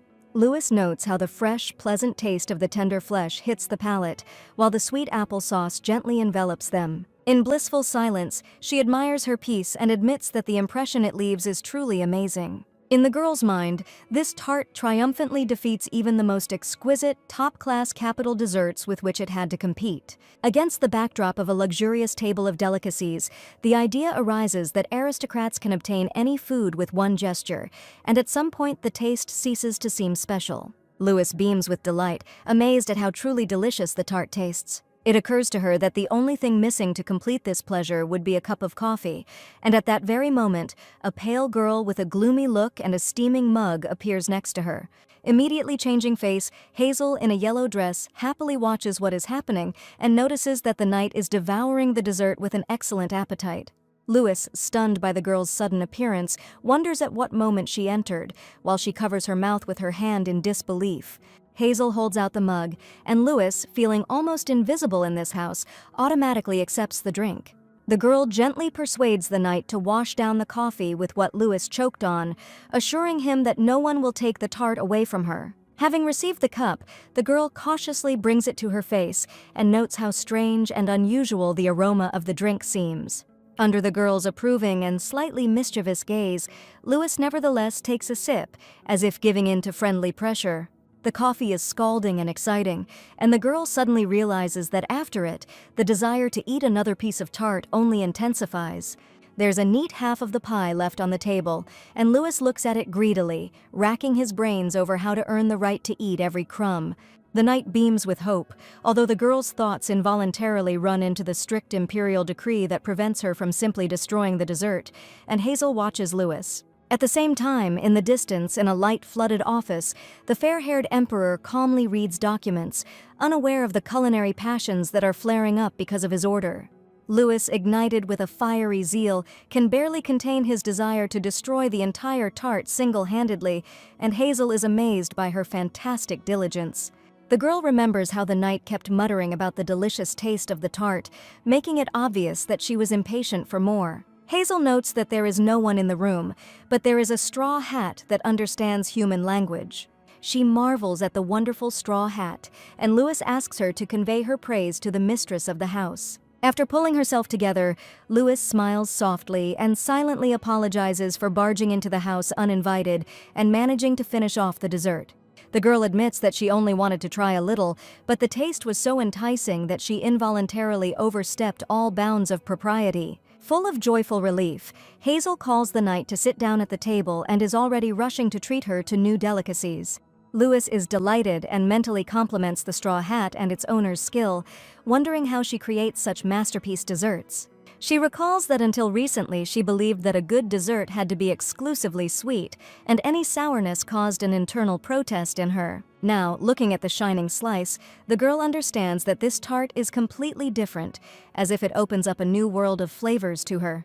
Louis analyzes the taste, noting a slight acidity and a refreshing effect that makes the natural apple aroma particularly vivid and magical. Hazel, clutching her hat to her chest, longs to know the variety of these apples, but remembers that they are just wild, nameless fruits that are affectionately called May apples on the farm. A sunny garden comes to mind, where she reaches out with a smile to a branch, collecting those simple but precious May apples in a wicker basket.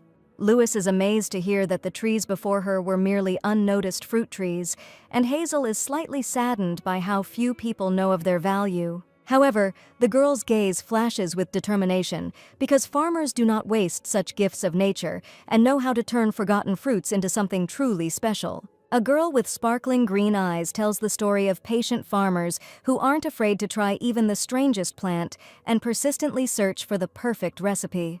In the pan, a golden mass of May apples bubbles lazily, simmering meekly over low heat until the flesh of the fruit becomes translucent and pliable. When the tartness subsides and the flesh turns into a delicate cream, the knight gazes in surprise at the piece of delicious tart on his plate. A clenched fist shoots up, announcing the arrival of the apple tart of steadfastness, like a small edible motto of fortitude.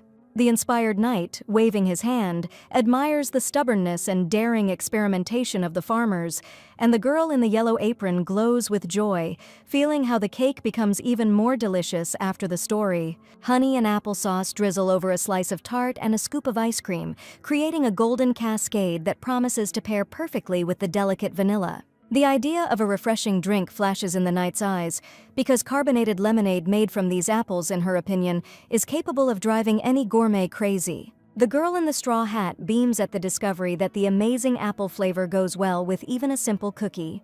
Watching the knight passionately discuss desserts, the straw hat realizes that before her is a warrior who has been trying his best to pretend to be indifferent to sweets. Louis, holding a plate of tart, admits that she hid her love of desserts for years, and it was only the disappearance of the seal that allowed her to stop holding back. In the close-up of her eyes, a memory flickers, in which this whole strange business with self-control is rooted in a troubled youth. Before her mind's eye, a distant day appears, when she had just become a knight, and dropping her sword into the arena, took the first step into a life where strength was bound to prevail, even over the craving for sweets. In the training yard, a young girl holding a sword to the throat of a defeated opponent recalls how cowards who could not defeat her in a fair fight chose gossip. Exquisite desserts appear before her eyes, and next to them, she herself, holding back a smile and realizing that her passion for sweets has become a source of gossip. Louis sits in the train car with a cookie in his hands, listening to the surprised exclamations of his comrades, who have just realized that a girl is serving with them. In the present, she laughs, admitting that she once began to pretend indifference to desserts, just so she wouldn't hear such comments anymore. Hearing that Hazel still doesn't know her name, the knight waves his arms in comical panic, while the girl in yellow calmly notes that the guest still hasn't introduced herself. Surrounded by roses and sparks, a red-haired girl in formal uniform introduces herself as the commander of the Knights of the Holy Flame, emphasizing that the person standing before them is a 22-year-old girl. The straw hat with its huge eyes is amazed to realize that she had suspected the guest's high position, but had never expected to meet the commander of the knights himself. The girl recalls with admiration how the knight was even mentioned during municipal bank exams, presenting her as an almost legendary figure. In a beam of light, an image of His Majesty's court emerges, where among the male knights only one woman stands out, whose shadow invariably stands next to the king. Straw Hat raises her hands in admiration, admitting that the knightess does indeed look like a man, while Louis herself smiles sheepishly and tells how she joined the squad dressed as a boy to spite her family. The girl with the fiery gaze declares that her soul will not become male and asks to treat her as an older sister who is simply an outstanding swordsman. Hazel, wearing a straw hat, seriously asks if the knight is ready to become this very eldest sister, and upon hearing consent, passionately promises that such a role will not be easy. The girl with bright green eyes clutches her straw hat to herself, and her stubborn gaze seems to reflect neither fear of the Emperor's decree nor doubt. The Knight Commander is delighted to think that this country girl is much stronger than she appears, as she is the first in history to dare to take up farming right in the palace, setting an unprecedented precedent. Hearing the word commander, the people in black cloaks around them become confused, and a purple cloud of anxiety hangs over the small kitchen. Louis, looking around, suddenly realizes with horror what she has gotten herself into, and her stunned cry disappears into the empty corridor. In a panic, she wonders what she is even doing right now, spinning in her own thoughts to the point of dizziness and almost losing her composure. Angry with herself, the commander is amazed at how the situation has gotten out of control, and with dark irony admits that she is now deprived of even the right to reprimand her subordinates. Coming to her senses, she compares the local food to a natural disaster on the run, hastily apologizes, and instantly disappears through the door, leaving the hostess reaching out her hand to her. Hazel sighs dejectedly, convinced she's just missed out on a genius taster who could have appreciated a dozen more of her strange dishes. Alone, she ponders the comparison she heard with a natural disaster and, contrary to logic, rejoices at the thought of how delicious such destructive food must be. Beyond the palace walls, a soft lute sounds in the sunset light, its strings plucked by a refined musician with an emerald stone at his throat, filling the garden with tranquility. The elven musician slightly adjusts the long hair near his pointed ear and becomes lost in thought, his melody becoming more thoughtful and quiet. At this time, Louis is lying on the bed, looking at the ceiling, and her whole relaxed body betrays that her thoughts are again returning to that unusual girl in the straw hat. The sound of strings, the slap of a soft surface, and cards scattering across the table create a strangely refreshing cacophony. In the living room, a loud shout makes everyone jump up from their seats, shocked by the unexpected accusation. Red-haired Louis waves her arms hastily, trying to explain the ridiculous misunderstanding. Catboy squints silently, his tail twitching nervously against the gathering darkness. Understanding of what is happening flashes in his pupil, shimmering with gold. Catboy recalls overhearing a conversation about a greedy thief caught eating apple tart in an abandoned ruin. The long-eared aristocrat notes with cold weariness how stubbornly everyone had avoided this topic before. He grimly contrasts the flashy promises with the fact that the heroine ultimately simply accepted the treat. Exhausted from the lecture, Louis collapses on the sofa and wonders how everything turned out this way. The memory takes her back to the moment when she passionately assured him of the suspect's kindness and even recalled that very apple tart. The elf quietly admits to himself his disappointment, noticing how strangely easily she succumbed to the temptation of someone else's food. He can't help but notice that a shared piece of apple tart creates a dangerous sense of closeness between humans and non-humans. The girl with scarlet hair, sweating from the strain, tries to explain that the feeling of closeness evoked by food distorts her judgment of a person. A short pause and a stern inner voice make her wonder if that girl is really as good-natured and harmless as she seemed. She leans back in her chair, tiredly running her fingers through her hair and deep in thought. Her imagination conjures up images of courtiers who look like harmless sheep, but who hide fox-like cunning and a love of manipulating the law beneath their soft fur. An image of that girl with a mask of radiant kindness, behind which one can easily guess a daring mockery, appears before one's mind's eye. Despite these suspicions, the heroine still has the feeling that something is missing in this picture, as if an important detail has escaped her. Remembering the gray-haired count, she seems to see his calm profile again against the backdrop of the luxurious hall. The next moment, the thought dawns on her that the ingenious plan of the salon might not have belonged to the alleged culprit at all, but to someone else. Her mind quickly develops a logical chain, legal knowledge, the ability to calculate games in advance, and relentless assertiveness. The spotlight of the imagination falls on the Count, who single-handedly combines all these qualities and appears to be a master of courtly play. Adding to her conclusions is the heavy aroma of coffee that accompanies someone's footsteps on the marble floor. Convinced of her guess, she quickly pounces on the Count, and his cup of coffee flies into the air, confirming her suspicions. An accusation is heard in the huge hall, and the embarrassed Count in a monocle covering his mouth with his hands begs for silence. Louis bows in despair to the library table, while the Count, opposite her, calmly explains the hidden meaning of his actions, while she is amazed at the treachery of the situation. Clutching her head next to a vase of tulips, she is tormented by guilt and confusedly searches for a way out. The Count, blinking in confusion, does not believe that he is truly not being condemned. In the luxurious living room, he listens with curiosity as she, rising above the table, admits that she also tried the mysterious dishes, surprised that the Count got ahead of her. The girl with violet eyes, smiling faintly, carefully asks about the mysterious woman whose name they do not dare pronounce. The Count smiles softly, assuring that the mysterious mistress is not at all attracted by money. His hand places the cup on the saucer, and he adds that high society is also of no value to this woman. Louis, lounging in his chair with a confident smile, notices that the stranger didn't even recognize her and is farming solely at the behest of her heart. The Count, leaning slightly forward, speaks of her indisputable rights to the land, which no one can take away. In the spacious library, they sit opposite each other, and only the two of them know the truth, while the girl believes with relief that for the first time she can breathe freely. She recalls how she remained alone and unrecognized, and with a bitter smile admits that the cunning intrigue, finally revealed, turned out to be the work of the Count himself. The Count, holding back his laughter, admits that he cannot share this story with anyone, and therefore decides to keep it a secret. Louis, sitting tensely in the vast hall, approaches the question of how it all came about. The Count rises from his chair and suggests continuing the conversation in a more secluded greenhouse, which his interlocutor accepts without hesitation. They walk side by side through the night gallery of glass and light, and the girl increasingly persistently searches for the true motive of his actions, while he brushes it off with a reference to gratitude for the coffee. Stopping at the arch, she looks ahead with a stubborn gaze and admits that she feels a strange resemblance between them. His footsteps echo loudly on the stone as he asks in surprise how exactly they are alike. The girl explains that she sees in the column not a private individual, but the palace's Minister of the Interior, whose decisions are always dictated by his position. Her words echo the recognition that his every action is a carefully calculated political move, the symbol of which seems to be the shining order on his chest. She does not back down and says that even with all this, there must be a special reason that prompted him to repay his kindness in such an unusual way.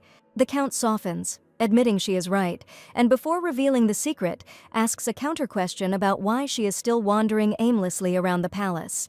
Louis, looking down, admits that for a long time she could not understand her own feelings and motives.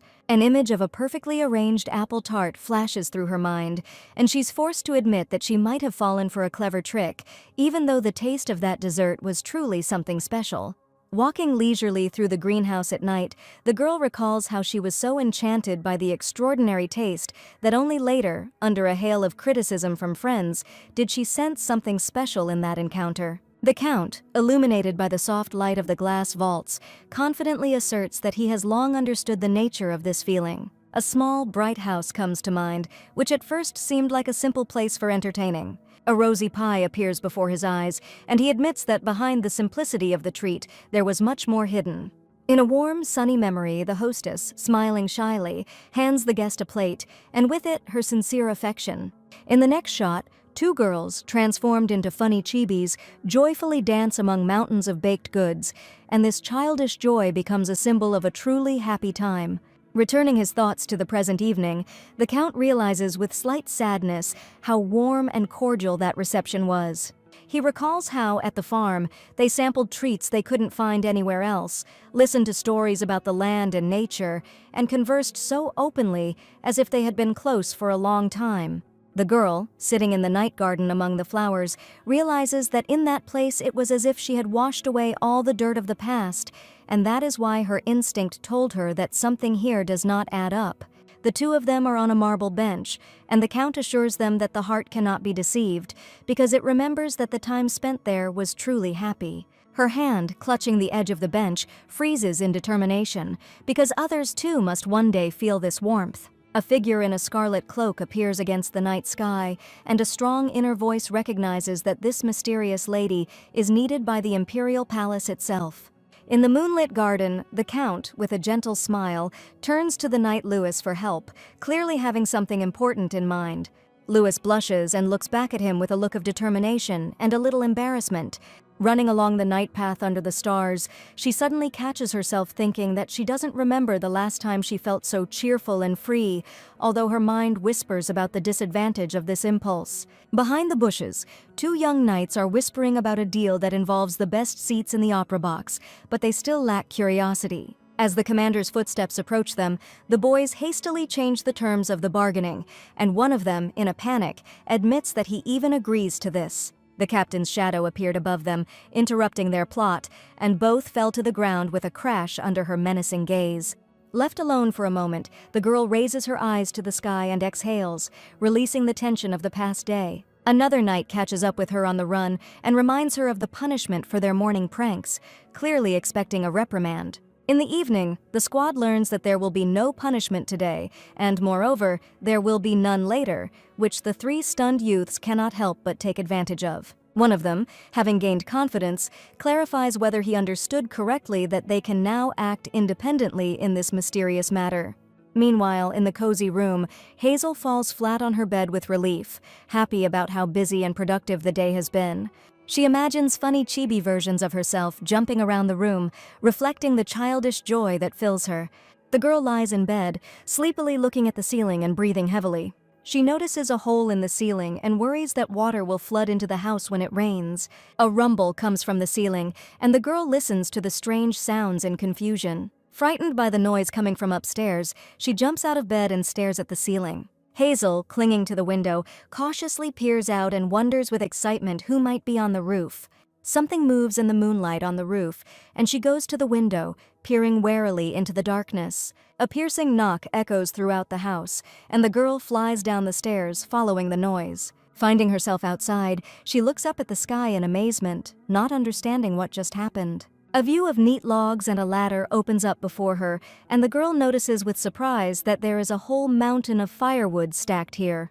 Standing under the night sky by the new staircase, she realizes that she is not sleeping and wonders where the old staircase has gone and where this one came from. In the moonlight, a purple rose slowly descends before her eyes, turning an ordinary night into a magical vision. Holding a rose and some black object in her hands, she remembers that the Knights of the Brotherhood always respond with kindness to the care shown. The girl reads the jagged lines on the black card and realizes that someone is thanking her for a delicious treat. Realizing the meaning of the message, she breaks into a beaming smile, hugging the card to herself with overwhelming joy. The morning light falls on the roof of the house, and the invisible observer is amazed that the dilapidated mansion suddenly looks well kept and elegant. The young man with golden hair, looking at the renovated house, is confused and tries to understand how such a transformation could have happened at all. Left alone with his thoughts, he falls exhausted to his knees and, leaning against a pillar, silently experiences what happened. Louis strides primly down the alley, raising a finger and slowly responding to the call. The young man on the balcony calls her up in a panic, and the red-haired woman stopping below greets her politely. The blonde, frowning and sighing heavily, urges his interlocutor to get up as quickly as possible. Already inside the castle, the red-haired girl is walking next to the blonde man, whom she is leading by the hand, and is perplexed about the reason for such a rush. The two of them look at the unexpectedly shining house with a new roof, although just yesterday the building was almost falling apart. Louis, with a nervous smile and a finger pressed to his lips, frantically thinks about how to get out of the situation. The blonde recalls the words about the hole in the roof and tells how the board that covered it fell off long ago. The red-haired girl's inner voice admits that no one will believe her the truth anyway, so all she can do is smile carefree and pretend that this is how it was intended. The blonde scratches the back of his head in confusion and asks if everything really happened as they were told, reminding them that Louis was also present then. The red-haired woman, smiling dazzlingly and waving her hand, leaves under the pretext of having a lot of things to do, leaving her partner confused at the door. The panorama of the bright castle and blooming garden shimmers in the sun, promising a new, calm day after the turmoil that has erupted. The girl with pigtails, clasping her hands over the overturned bucket, watches the consequences of what happened with amazement and slight horror. Hazel strains under the weight of 2 buckets, realizing that she has taken on an unbearable burden and does not know what to do. Someone's hand intercepts one of the buckets, saving it from falling and unexpectedly lightening the load. A knight with scarlet hair appears, smiling dazzlingly against a backdrop of roses and playfully greeting the little worker. The girl, beaming with joy, accepts the help and walks next to the knight, holding only one bucket. On the way, she curiously asks her companion about when the usual pressure will begin, citing the interest of a certain straw hat. The knight becomes serious and explains that such methods will no longer be used, realizing how much it exhausted the girl all day. The surprised girl asks again about the reason for the changes, and the knight, embarrassedly scratching his cheek, begins to make excuses. The knight, looking away, admits that the previous order came from her and seemed correct at the time. Now, squeezing the handle of the bucket, she mentally formulates a new solution and internally sums up. They stop at a neat little house, and the knight says that the Marinier farm has a good reason to exist and cannot simply be liquidated. The girl takes a breath, slowly realizing what she has heard, and agrees that such news is encouraging in its own way. Then she looks away sadly, thinking that the expected pressure will never happen, although she was looking forward to it. A bucket of water quietly clanks at the knight's feet as he confidently confirms his decision and orders it to be passed on to the others. As the knight is about to leave, Hazel, her eyes shining, stops her, reminding her of the uneaten tart from yesterday. Louis, smiling happily, takes a greedy bite of a crispy piece of pie. Enjoying the treat and laughing with the girl, she mentally scolds herself for ever leaving such a delicious treat on the plate. A light laugh rises above the neat little house, dissolving into the clear daytime sky. That same evening, one of the city's gloomy mansions is plunged into a bluish night silence. An old servant with a lit candle walks slowly down the corridor, listening to the rustling sounds behind the door. His face lights up with the unsettling light of the candle as he leans closer to listen. At a table in the library, illuminated by a table lamp, a red-haired lady, having changed her uniform for a dressing gown, sits thoughtfully and concentratedly over papers. Her pen runs feverishly along the lines, leaving blots and smeared curls of letters on the thick yellow paper. Hearing an indignant cry about the ink having run again, the servant sighs heavily and decides to postpone the visit for later. The next day, the knight, coughing timidly and blushing against the backdrop of pink stars, plucks up the courage to invite someone for a Sunday walk. The girl dreamily runs her fingers through her hair, imagining in detail a walk with ribbon shopping, cozy streets, and ice cream by the river. The knight enthusiastically reads out a plan with towers and lights of the evening city, but Straw Hat sternly refuses, stunning both of them. The red-haired woman rereads the sheet in shock, the thought of the impossibility of such a refusal echoing like thunder in her head. The embarrassed knight cautiously asks if it is the bows that are the problem, but the girl, sitting with an indifferent look, rejects this idea without hesitation. Listing cafes, steamboats, seafood, ice cream, and evening views, the knight looks almost pleadingly at his interlocutor, but in response receives another firm no. The girl, clutching a hoe, calmly explains that Sunday should be dedicated to the remaining unplowed beds. The knight, wiping away comically violent tears, admits defeat before farming, after which he hears a timid offer of help. Having heard the agreement to meet on Sunday for work purposes, the girl beams with joy, and the knight is stunned to realize that everything turned out completely differently. The red-haired woman, smiling broadly and blushing, understands that this is exactly how she manages to find an approach to the stubborn farmer. The girl advises him to put on comfortable clothes, and the knight eagerly takes this upon himself, anticipating the rural test. On the desk calendar, the next Sunday is carefully circled in red, and a note about the first farmhand on the farm is added to it. In the morning, the girl eats a slice of egg toast with gusto, gaining strength before the long-awaited farming day. The girl with the red braids is thinking about Sunday at breakfast, when the knight Louis will become the first worker on the Marinier farm, and she glances doubtfully at the simple dish. As she continues to eat, she dreams of some special treat that they can share and enjoy together. In her mind's eye, a pot of bubbling beef stew blazes over a bright flame, seeming like the perfect choice for the menu. She leans over the table, deciding to check what food products are actually in the house. The girl goes over the necessary ingredients in her mind and squeezes the recipe sheet in her fingers. The grocery list quickly thins out, and she notes with growing despair that there is no beef, no vegetables, no wine, no spices in the house. Realizing that her supplies are running low, she comes to the conclusion that in order to continue to survive, it is time to go shopping. Just as she was getting ready to leave, she suddenly froze and listened to her own anxious thoughts. Sitting by the window and looking out onto the sun-drenched courtyard, the girl wonders whether the emperor's merciless decree applies beyond the palace. In a gilded throne room, a tall woman with scarlet hair listens to a hot-tempered prince who accuses her of siding with a certain girl and thereby humiliating him. The confused prince, not understanding who they were talking about, looked anxiously at his interlocutor and wondered about the mysterious stranger. The red-haired sorceress turns away and, walking through the hall among the shining columns, coldly remarks that a doctor would be more suitable for someone who sees someone invisible to others, and not her. In the luxurious hall, the prince, realizing his own recklessness, gloomily thinks about how unexpectedly he tied his own hands and feet. Walking along the carpet under the vaults of the palace, he is perplexed as to why the mistress of the land abruptly rejected the lucrative offer, although the price seemed generous to him. In his imagination, there appears an emaciated girl in rags, over whom the bureaucrats would only shed tears of blood and appropriate a paltry compensation. He quickens his pace, determined that he does not want such an injustice to happen again. Against the backdrop of ancient paintings and gilded frames, the idea resonates that the era of the tyranny of the past emperor has been replaced by a new, more just one.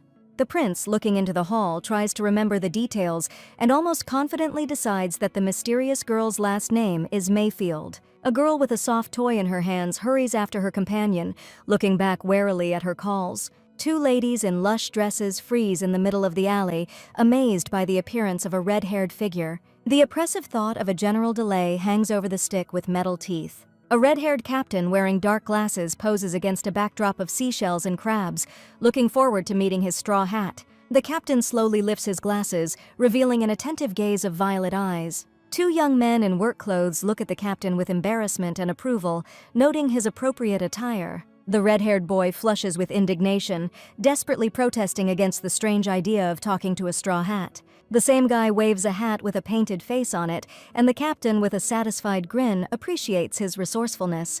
Someone's confident step on fresh grass is accompanied by a calm assessment of their readiness for the task ahead. The captain, at the head of a small team, resolutely rushes forward, and two companions and an angry hat reluctantly follow him. Two observers from the darkness peer at the company's strange preparations with distrust and growing irritation. The squad with straw hats and shiny glasses assures itself of order, although anxious cries and distorted faces betray the general confusion. A red-haired young man with cat ears is about to discuss a serious matter, clenching his gloved fist. The captain twirls around smugly, confident in his impeccable preparation and impressive appearance. The companions in the shadows of the trees imagine with horror how the high elf Lorendel would ridicule Lewis if he caught him like this. In his fantasy, the ancient elf, against the backdrop of an intricate pattern, remembers again and again how stupid Lewis looked back then. The cat-like youth sighs, remembering Lewis, and is already preparing for a sharp remark. A sudden blow to the branch is accompanied by his abrupt reproach and a painful cry. A sign about a national treasure appears above the split branch as the culprit sits on the ground under the captain's heavy gaze. The captain and his companion freeze with wide eyes, realizing the scale of what was done under the treetops. A sign about a suspect in damaging national treasure appears above the young man with ears, and he himself breaks out in a cold sweat. His nervous grin, sharp fangs, and signature about a multitude of evidence only further reveal the obvious culprit. The cat guy fussily shields himself from the broken branch, but remains under the watchful gaze of his comrades. An attempt to hide the evidence results in him being pulled to his feet, recognizing the futility of any attempt to cover up what happened. A rotten branch general ends up in the frozen hands, and the shock from its condition only increases. The cat guy and the knight discuss the tree's sudden illness in confusion, not believing what is happening. The captain scolds the hapless subordinate, reminding him that the knight's commander has managed to damage national treasure and risks being caught. The young man with ears gloomily recalls his report at a scientific conference and the law according to which the higher the status of the person responsible for damaging a sacred object, the more severe the punishment that awaits him. Realizing that the punishment will be dismissal from his post, the captain panics and looks for a way out and calls for immediate action. The companion firmly declares that there is only one way, deciding that they will have to cure the general's tree at any cost. The team is desperately racking their brains over how to treat the tree, admitting they have never done anything like this before. The captain jumps at the idea of calling Laurendell and then angrily questions the wisdom of such a plan. The redhead decides that Laurendell's help is equivalent to immediate confession, since he will not be able to lie even after being born again. While the two companions doubt the reality of their chances, one of them suddenly raises his hand with a bright smile, finding a solution. The captain confidently declares that she knows the right person, and her violet eyes flash with hope in the sun. Catboy and Knight both perk up, greeting the idea with childish delight and cautious enthusiasm. The girl in the straw hat freezes in place, her emerald eyes wide, as if suddenly realizing the importance of the news she had heard. The red-haired boy with cat ears and the tall man in the cloak hesitate awkwardly under the attentive gaze, not knowing how to explain the purpose of their visit. A woman with scarlet hair and dark glasses sits serenely by the water, lazily contemplating her forced use of the secret passage. Taking off her glasses, she rubs her forehead tiredly, remembering how she accidentally ended up in the backyard and learned about the general's illness. The girl, her eyes shining, joyfully calls out the name of General Lionheart Maximus Rothenberg, realizing that he is considered a national treasure. In the picture, the living talismanic tree turns into a gloomy, blackened trunk, and the story leads to the general's serious illness, alarming both the emperor and the knightly troops. Someone's knees fall to the grass and the man admits his guilt in what happened to the general. The little cat boy, kneeling, clenches his fists and admits that he constantly tormented the general, sharpening his claws on him, suspecting that this is what brought him to his illness. He raises his head sharply, exclaiming that in the entire palace there is no tree stronger than the general, as if refusing to believe in his weakness. Lewis and the Grim Knight hold a crying yellow mascot figure, each insisting they have looked after the general well, but the anxiety only grows. The red-haired woman looks gloomily towards the foliage, knowing that if the truth comes out, the Knight Commander Kyan will legally lose his post. The knight with short dark hair frowned in the shadow of the branches, considering it unfair because the general was only briefly ill and they just needed to help him get better as quickly as possible. The ginger cat boy with tears in his eyes admits that they don't understand anything about trees, and this makes him feel helpless. Hazel, wearing a straw hat, is suddenly singled out from the crowd, and she looks in confusion from the accusing finger to her own outfit. The interlocutors jump to the conclusion that the man with such a distinctive straw hat is probably an expert on trees, while the girl, in confusion, tries to comprehend the role she has been forced into.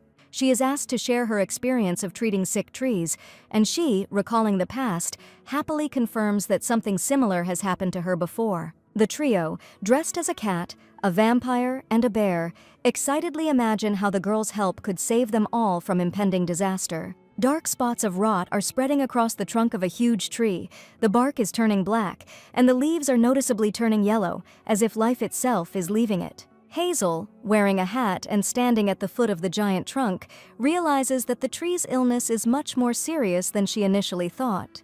Examining the crown, she decides that immediate action is needed, but remembers with annoyance that she came to the patient empty-handed. 10 minutes later, baskets of bottles, rolled-up linens, and tools are already lying on the table, and someone announces with satisfaction that the preparations are complete. Surrounded by her friends, the girl comes out into the clearing with full baskets, and the whole company enthusiastically prepares to begin saving the sick tree. Hazel let out a sigh when she finished her work. Seraphim, worried about the general, thought about his condition. He saw Hazel take the bottle of wine he brought and was surprised when she started drinking it. He was struck with resentment and surprise that he had run for wine like an errand boy, but it had been brazenly drunk. Hazel began to crush the wine cork with a stone, while Seraphim became interested in her activity. He was interested in why Hazel had plugged the hole, and she explained that plugs were made from the bark of the cork tree. She showed that cork is ideal for use as a patch. Hazel went on to explain that the grape wine from the Imperial Palace was made using high-quality corks. She said that in order to fill the cleared areas, she needed exactly these plugs. The girl said with joy that they had finally gotten rid of all the affected areas. She was sure that now everything depended on the general and suggested visiting him the next day, giving him some rest. She proudly told herself that everything had been done correctly and that this night would show a positive result. At dawn, Hazel came to the general and was upset that his condition had only worsened. She did not know at all what to do. She realized with sadness that he was not recovering at all. Seraphine worriedly asked why the general was still feeling ill, to which the red-haired girl replied that it might be due to old age. This answer made the guy even more nervous. He didn't know what to do next. Hazel didn't know what to do and suggested waiting another night. Sitting next to the general, Hazel heard the knight's voice trying to calm her down. The knight thanked her and, gathering his courage, decided to accept his fate. The girl ran along the empty street and worried about the general and the commander of the knights. She did not want to let down such a conscientious person. Hazel couldn't shake the feeling that she was missing something. But what? And then she remembered how Seraphine said that the general was the strongest tree in the palace. He and the others looked after him so diligently, but the general still fell ill. It dawned on the girl that she had been doing everything wrong. It was not a disease or an insect infestation. She sped up, repeating to herself that the pests and rot had confused her. Apparently remembering something, Hazel trusted her memories. In the flashback, little Hazel watches the gardener at work in amazement. The little girl became concerned about the condition of the tree and bombarded the gardener with questions, which he had difficulty answering. She asked if the tree was very sick, but the gardener didn't even know how to explain what was happening to the little girl. Then the man replied that the tree was not sick at all, but Hazel did not calm down and asked what was wrong with the tree then. Remembering the gardener's answer, the girl ran hopefully back to the tree where everyone was waiting for her. Reaching the roots, she exclaimed that she was right. The three behind her stood in bewilderment. Finally, Hazel turned her attention to the others and, holding the earth in her hands, hurried to distribute tasks. She assured them that all they would need was limestone and dwarf cabbage. The girl described in detail that she needed at least 40 pieces of cabbage and told where to get it. The three knights listened to Hazel attentively and with admiration, each of them feeling joy in their hearts that she had found a way. The girl carefully examined the roots, realizing that they were not in the best condition, but the rhizome was fighting back with all its might. She smiled and hope appeared in her eyes again. When all the ingredients were ready, Hazel finished, surprising everyone. A moment later, she hurried to explain to everyone what had happened to the general. Having said only one word, intoxication, the others became worried and decided that someone was trying to poison the general. Hazel stood up, looked at the knights, and confirmed their suspicions. "And this poison called friendship," she said, smiling.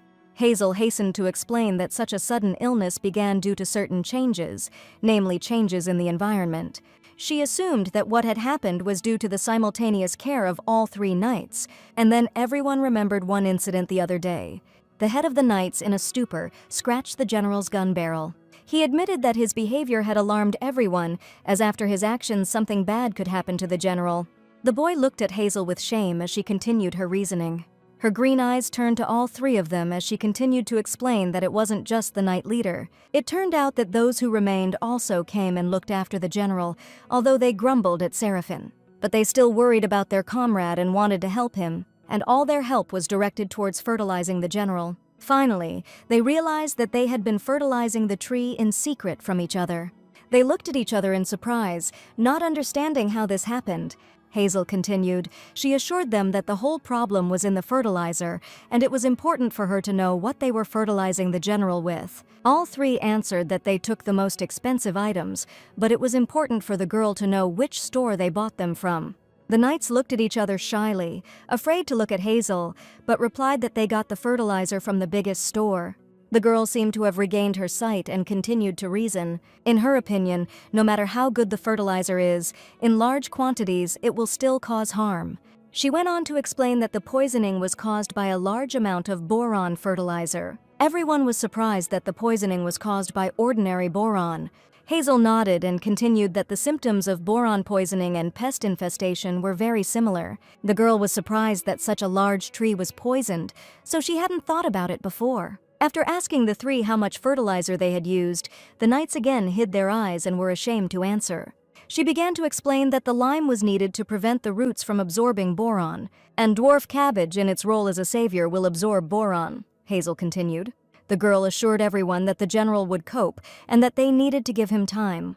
Feeling guilty, the head of the knights looked away and agreed with her. Hazel looked at the general, looking alive and healthy with delight, her eyes sparkling. All four looked with relief at the tree, which had finally recovered. The head of the knights looked at the general and whispered that friendship really is a good thing, but he noted that excessive good intentions pave the way to hell. Then his gaze moved to Hazel. He wanted to tell her something, but the girls had disappeared without a trace, which surprised the knight, and he stood in a stupor. She had already run away without listening to anyone. Troy stood and watched her go, and only the girl with red curls knew that she always did this.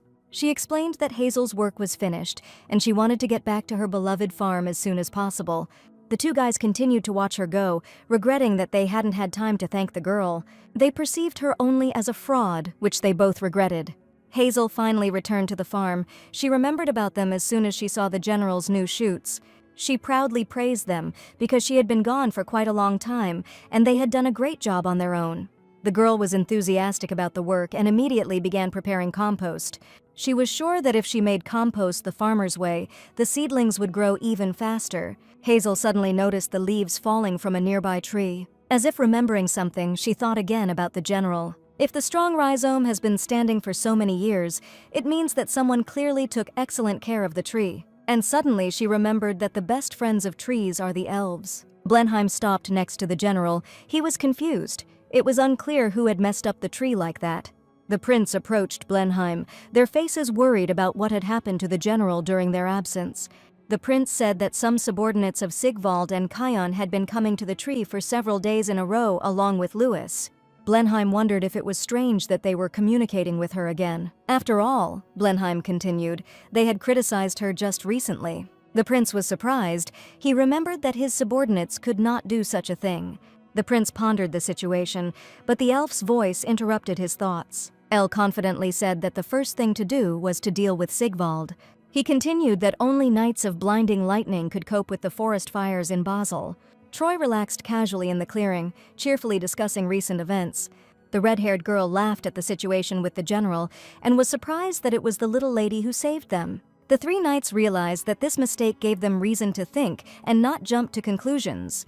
The company thought about how to tell everything to the others, but their conversation was interrupted by the prince and Blenheim, who already knew everything. The prince, sitting at the table, gave instructions to call the sage Rastavan to him. Memories of the conversation with the knights appeared in his head, where he ordered to go to Hazel again and ask her everything. He was angry with his friends for refusing to obey the order issued shortly before the incident. His face turned red with anger, and the others tried to calm him down and assure him that everything was okay. The memories haunted him. The prince was sure that something had happened to his friends. The sage stood opposite the prince and happily asked if the prince had definitely agreed to the experiment, as there had been doubts before. The prince allowed the experiment to be carried out right next to the palace, which surprised the sage, but he admired the well-thought-out idea. The young prince smiled and gave permission to begin the experiment. Sigvald stood in front of the little twins and explained that he had to go and deal with the fire in Basal. The girls agreed sadly. He understood that the girls' poor health was making things difficult and that this was their only chance to have a picnic this year. Just as he was about to apologize and promise to take the day off, the girls turned around sharply and their eyes sparkled. Then Blenheim's voice was heard. Ready to help and give Sigvald time to prepare, the little girls greeted Blenheim with delight. Knight Sigvald wanted to greet him, but the recent event clearly did not give the guy peace, and he looked sternly at the knight. The girls jumped with joy and climbed into Blenheim's arms, but he only turned away and waited for the knight to leave. Sigvald, remembering that day, thought that his arrival was only for the best. He understood that his sisters loved him, and he could be calm about them and go about his business.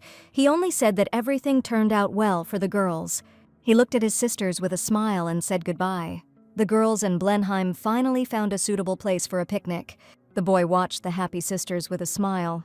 Sitting on the blanket, the girls drew, and finally, when they finished, one of the sisters picked up the finished drawing and said with delight that she was finished. Turning to the Blenheim knight, she was about to show off the drawing, but stopped.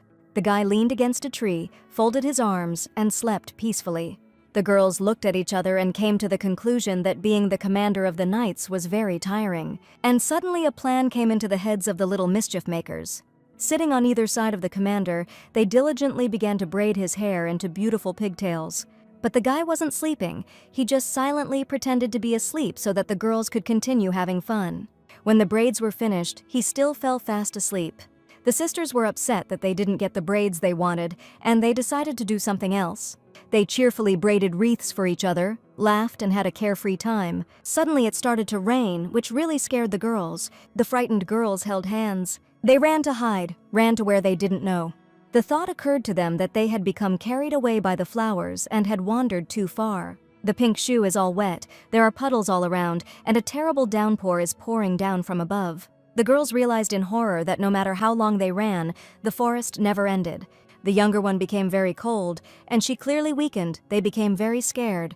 The eldest sister was worried that if they got wetter, it would only get worse. The most correct thought came to mind to call for help at the top of my voice. Hazel heard someone's voice in the distance. While working in the rain, she was surprised to hear a scream. The night commander suddenly woke up, feeling the raindrops, but he did not find the girls. In alarm, he jumped up and called them at the top of his voice. Shivering from the cold and dampness, the girls lay on the ground, their voices weakened, but they did not stop calling for help. The eyes were almost closed when they saw the silhouette of a man. Hazel took the girl's hand and pulled her towards her. The sisters were very cold, but they were found and were already being carried. They were interested in who this red-haired stranger was who saved them. Their bodies were so weak that their eyes closed on their own, but they held on as best they could. Hazel carried the babies, covering them with a raincoat from the rain. The girl looked at the girls with fear, worrying about their condition. She ran to her farm and picked a bunch of mint, just to have time to help the girls. Standing in the rain, she was glad that the mint had just ripened. She thought with relief that she could make a cure. Pilgrim's syrup, that's the best medicine. The girls tried the medicine and were surprised by its refreshing taste. Finally, the taste reminded them of mint. Opening their eyes, they saw the girl and asked who she was. Hazel just smiled that they finally woke up. She put her finger to her lips and told the girls that they were forbidden to talk to her. Hazel made it clear that she wasn't there for them. They had to pretend she was invisible. But the girls were surprised because the mysterious girl saved them.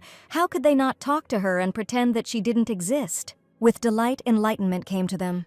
They confidently decided that Hazel was a fairy. The fairy cured them and saved their lives. It was like a dream for them. Blenheim, soaking wet, continued to search for his comrade's sisters. He stood in the middle of the forest, not knowing where to go and where to look for the girls. The feeling of guilt was eating him up from the inside. He was terribly depressed. The fear that something would happen to the girls haunted him. He understood that after what happened, he would not be able to look his friend in the eyes. But then he found a clue, the girl's bow, which meant they had passed through this place. Then he remembered that there was a certain place nearby. Among the foliage, he saw the Straw Hat's house. The girls ate and argued that if they ate too much, they would not be able to return from the fairy world. But the soup was so delicious that it was hard to stop. Hazel looked at the girls in surprise. Their fluffy hair was so curly that she compared them to puppies. Suddenly, all three turned towards the door. The sisters smiled enthusiastically. The Knight of Blenheim fell on the threshold from the sight he saw. He was very surprised. The girls laughed, realizing that even the commander of the knights himself had ended up in the world of fairies. Hazel looked at them and wondered if the three of them knew each other. Seeing the knight's sad face, she realized that he had lost these children. Just as she wanted to assure her that everything was fine, the eldest of the sisters interrupted her and told her that the fairy had saved them and brought them to this house. The knight was surprised that the Straw Hat was called a fairy, but the girls told how she took care of them. The guy exhaled with slight relief. Hazel continued drying the girl's hair, trying not to look in the knight's direction. The guy would like to thank the girl, but she only pointed to the side. The straw hat was lying on the table, and Hazel couldn't put it next to her. With a smirk, she asked to speak to her only by looking at this straw hat, following the Emperor's order. Blenheim clasped his hand in shame and realized that all this time he knew nothing about this girl. Terrible outcomes of events appeared in his head if this girl had not been nearby. It was painful for him to imagine what their brother would have gone through then. The guy owed Hazel a lot, but he didn't know how to repay her now. At this point, worried knights appeared at the door. Seeing the twins, they froze in the doorway. The happy, dry, and fluffy girls joyfully greeted their brother's friends.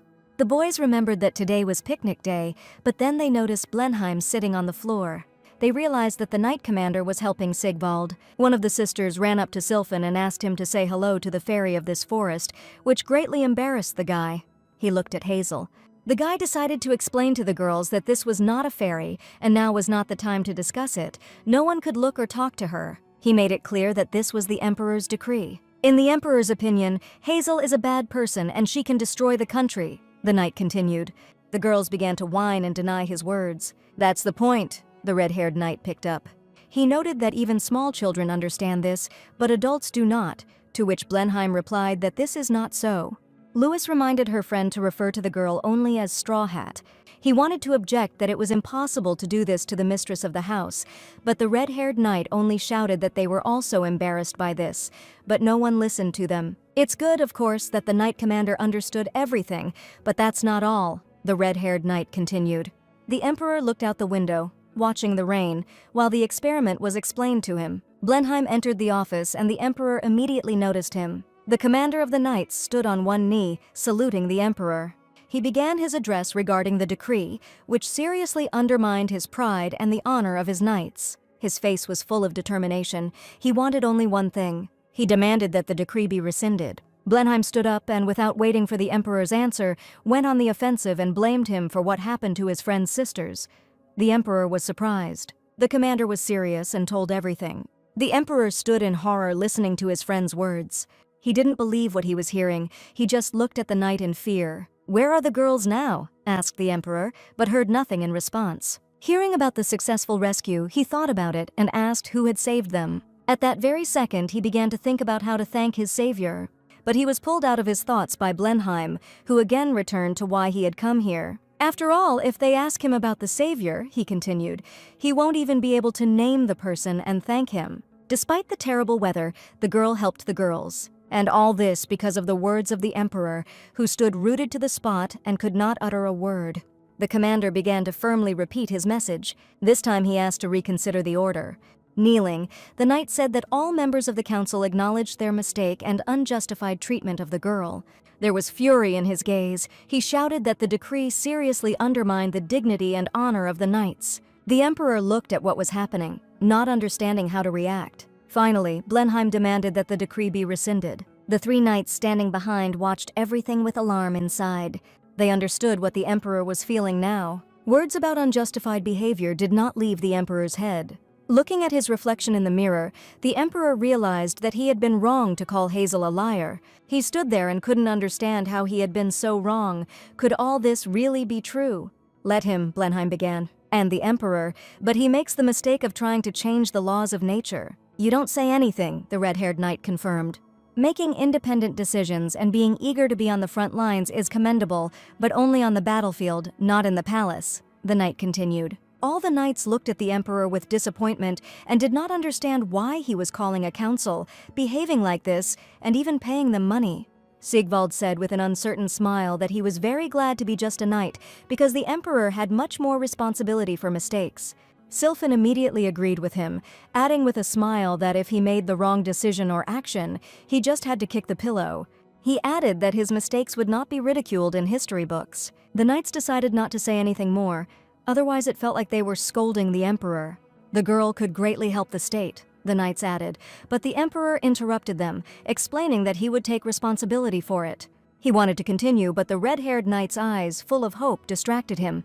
The knights were surprised to hear the emperor's answer that he would not take her. He admitted his mistakes and that he had given in to stereotypes. But he only admits this, which does not surprise the others in the least. Sylphan hastened to calm everyone down and ask them not to argue, but rather to draw conclusions and for everyone to make a decision for themselves. He decided to remind the emperor of his mistake and that it needed to be resolved. The emperor's eyes lit up and he asked how he could make up for his mistake in front of the girl. The sisters happily picked the grass and rejoiced at every petal. Hazel watched the girls and did not believe that they were from the Berserker clan and remembered that bears have a much better sense of smell than dogs. Little hands held out petals. The girl looked at them. The two little girls loudly repeated that Hazel should plant these sprouts and even showed where exactly. She accepted them, although she was worried about the ban. Then the girls noticed the Blenheim knight approaching. Hazel immediately tensed up, wondering if something had happened again.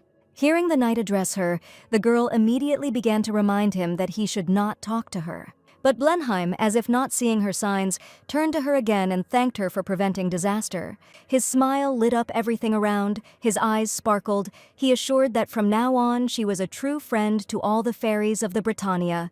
Then Louis appeared and also addressed the girl, who did not understand what was happening. Louis thanked her for the delicious tart and took her hands. He looked at the girl with a smile and assured her that all of Noble's blood relatives swear to be her allies. The third knight immediately picked up, also smiling and thanking for everything. He called her a heroine, although he couldn't talk about it. Hazel stood in complete shock at what was happening when Sigvald approached her and thanked her on behalf of his entire family. With a wide smile and a glint in his eye, he said warmly that his entire clan would remember this. The girl could not understand what was happening because it was the decree that she started. Hearing that the decree had been cancelled, her eyes lit up. She saw the minister approaching her with a smile. Hazel looked at the man in surprise and could not believe that the decree had been cancelled. And the minister, pulling a paper out of the inside pocket of his jacket, repeated that she could now speak freely with them. When the man handed the girl the documents, she asked what they were and was told that they were land documents. He explained that the emperor had admitted that he had made a huge mistake in choosing a testing ground for artificial rain. His Majesty also apologizes for the colossal damage caused to her salon, and as compensation, he will grant plot number 1, which belongs to the state, the minister added. Hazel looked at the man with wide eyes as he added that the area where the salon was located would be expanded to half its current size.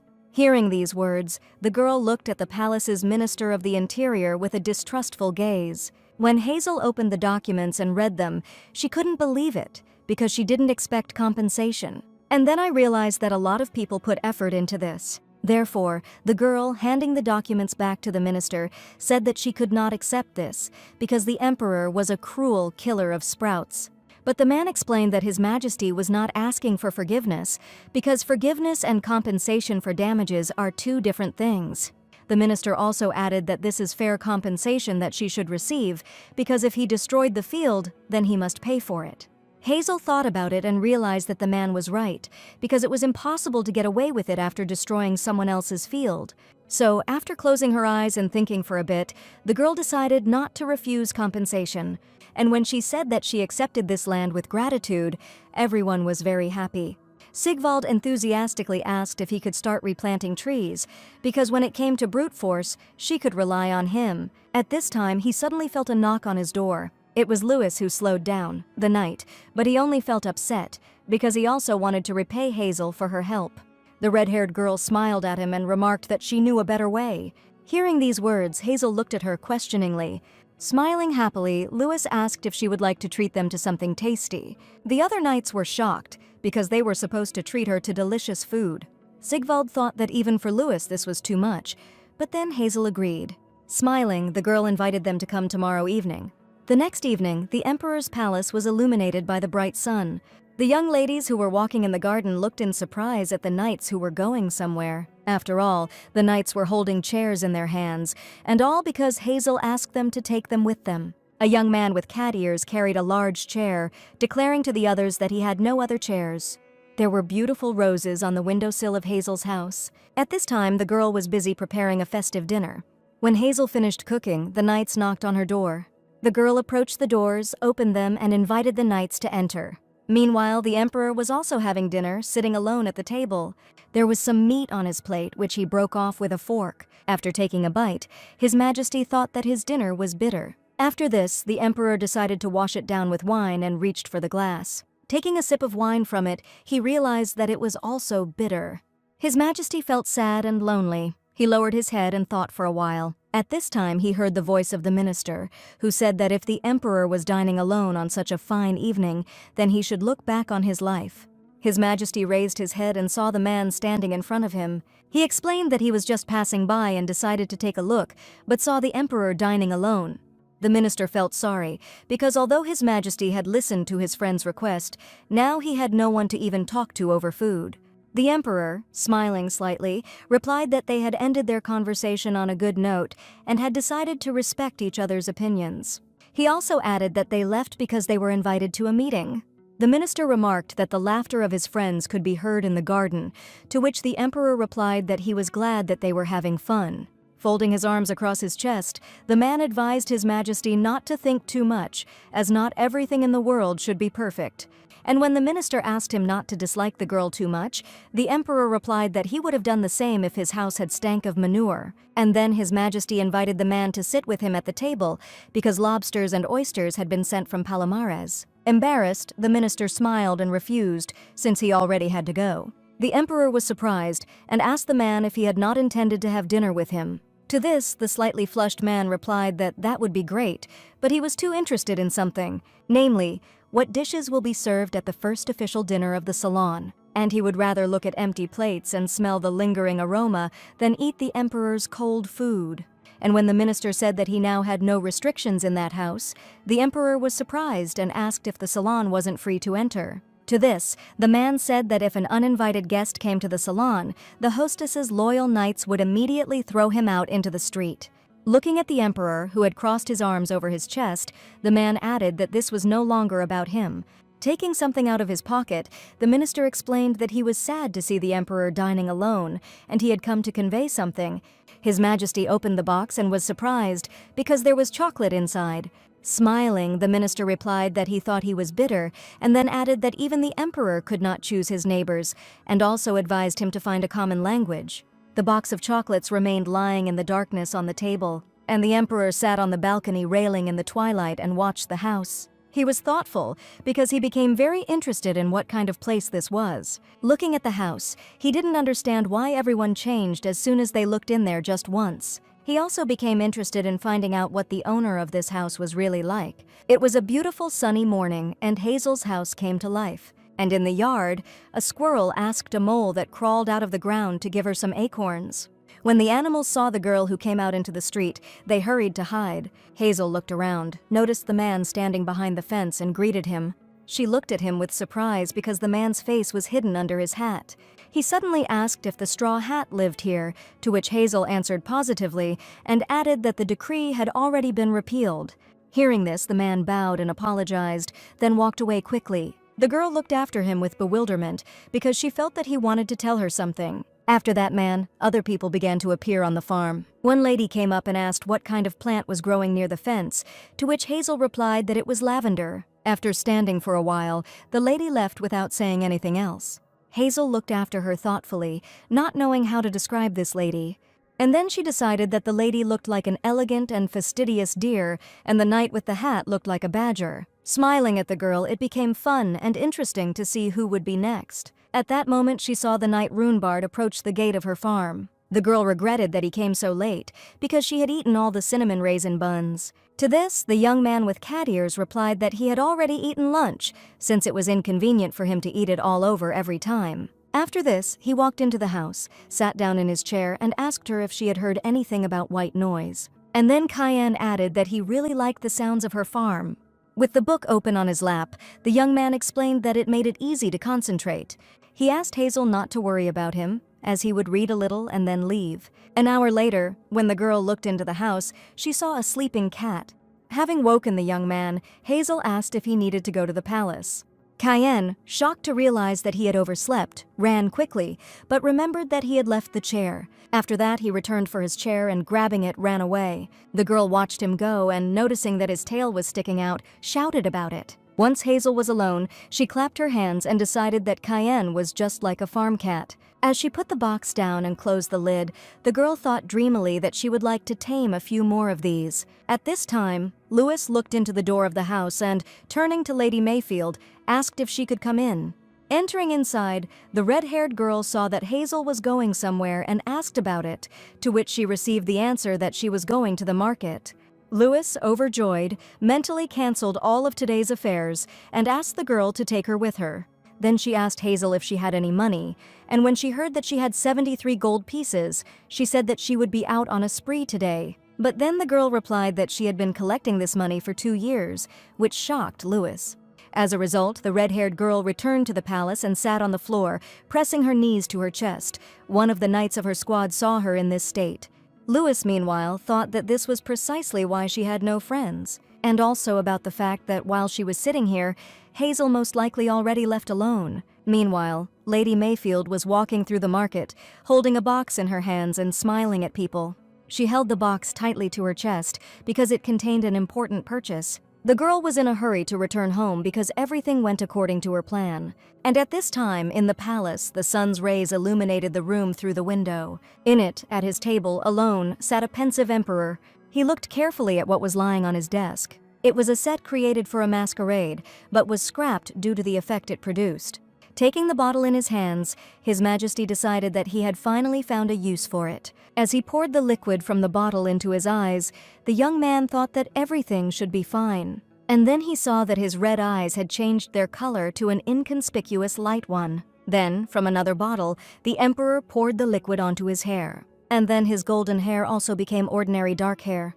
Looking at himself in the mirror, the man decided that the masquerade had worked and that he was as if he had been born this way. After this, he adjusted his nondescript clothes, which he had chosen just for such an occasion.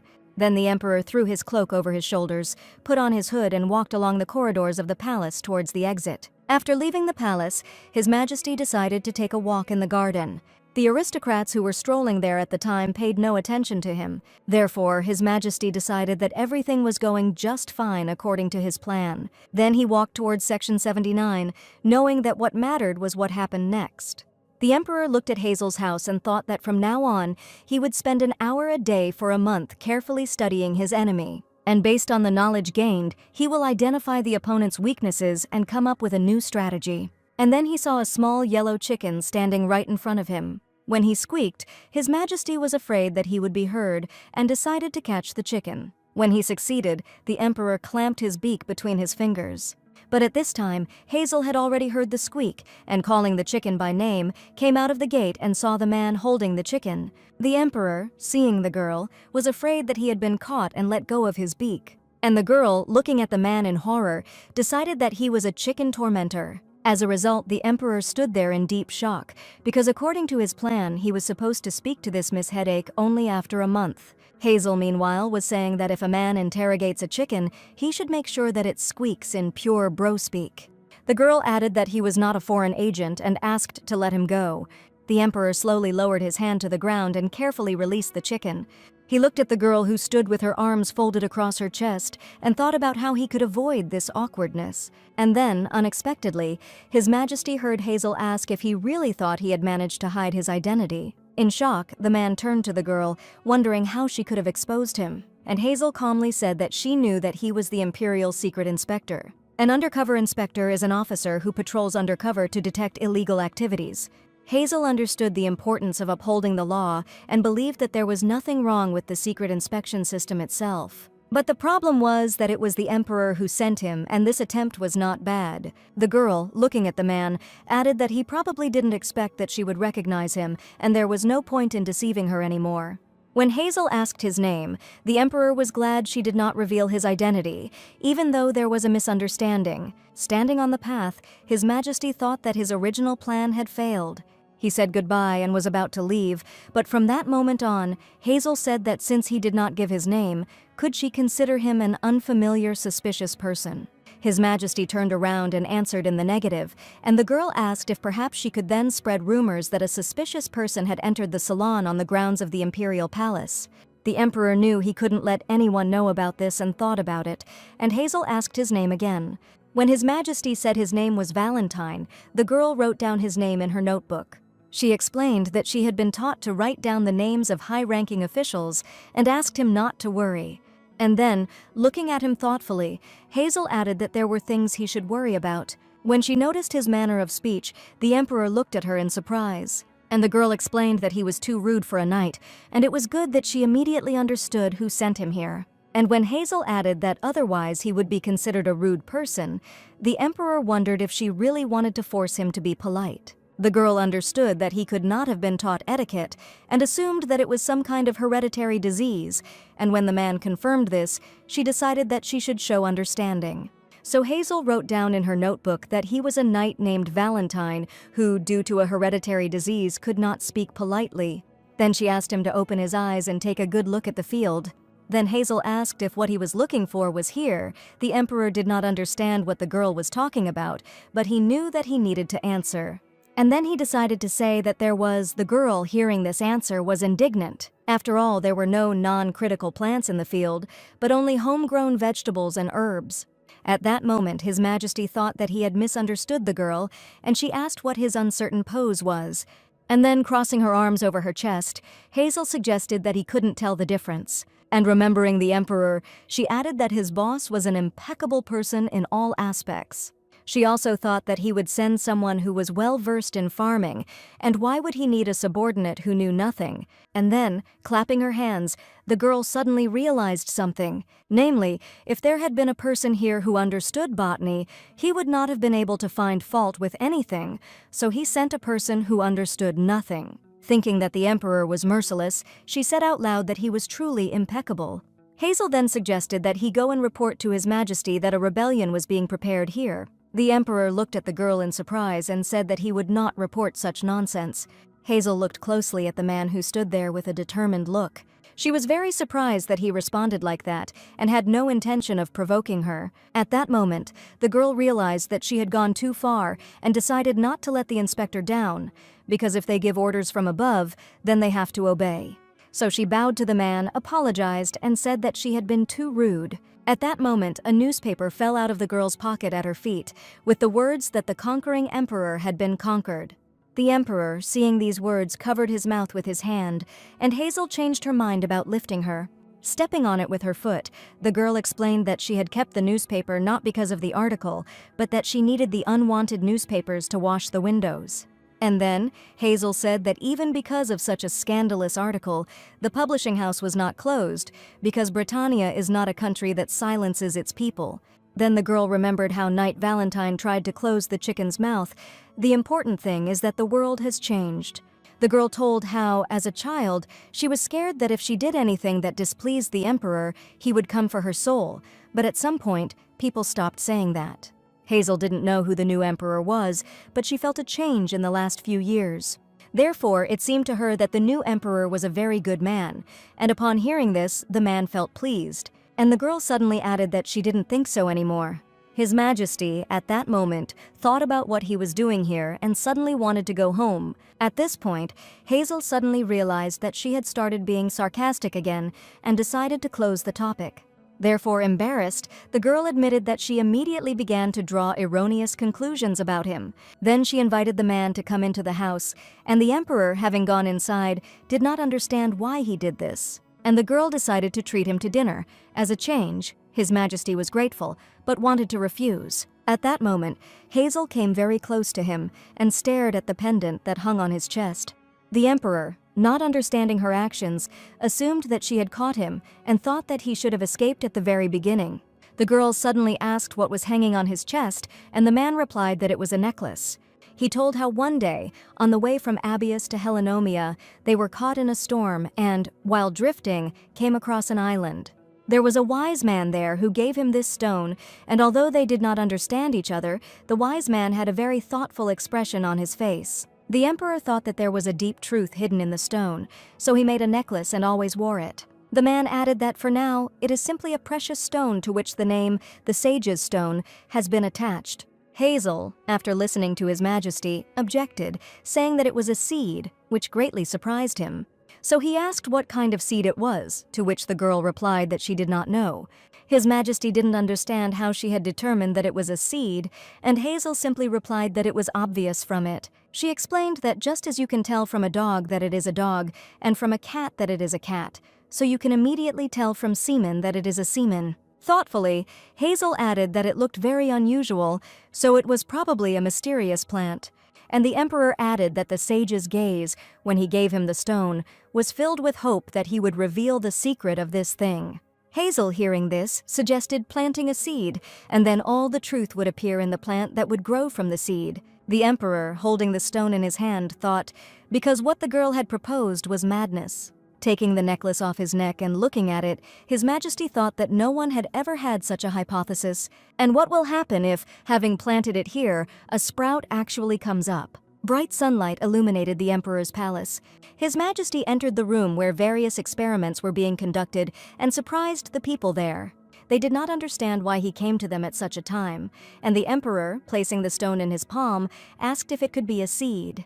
The scientist he addressed became nervous, suspecting that this might be a test, and replied that it depended on His Majesty. He explained that if the emperor said that it was a seed, then it would be so, and with these words he surprised him very much. His Majesty, enraged, shouted at him to answer not from a political point of view, but from a scientific and technical one, asking whether this could apply to plants. The scientist, having calmed down, replied that the philosopher's stone is a mineral and does not belong to plants.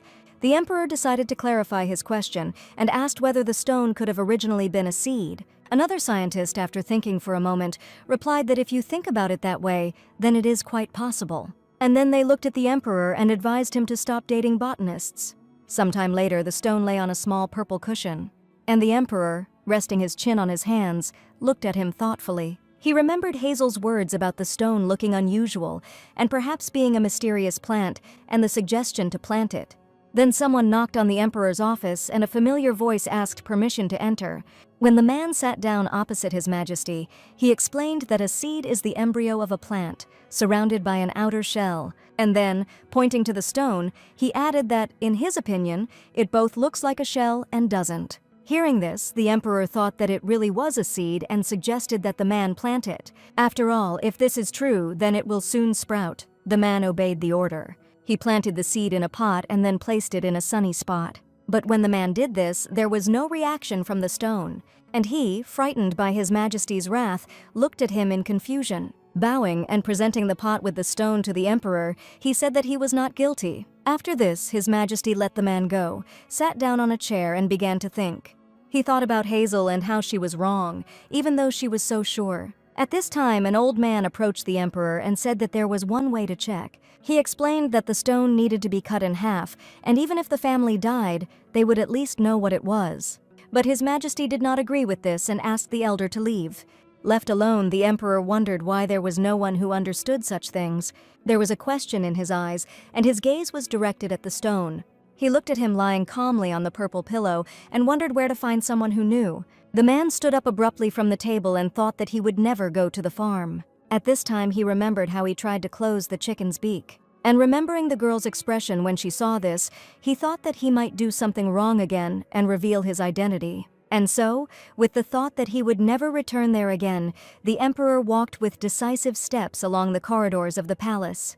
On the walls of the corridor hung beautiful paintings and fabrics with the coat of arms of His Majesty. And the steps of the emperor were clear and echoed all around. After passing through the corridors, the man came out onto the street and froze in surprise. After all, he saw the knights of the Lewis squad without their black cloaks. He also saw that there were logs lying at the feet of the squad members.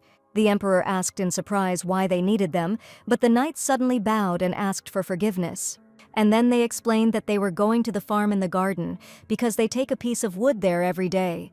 They also hope to meet a lady from the salon and that she will cook them more of her wonderful food, but unfortunately they are very fast and no one sees them.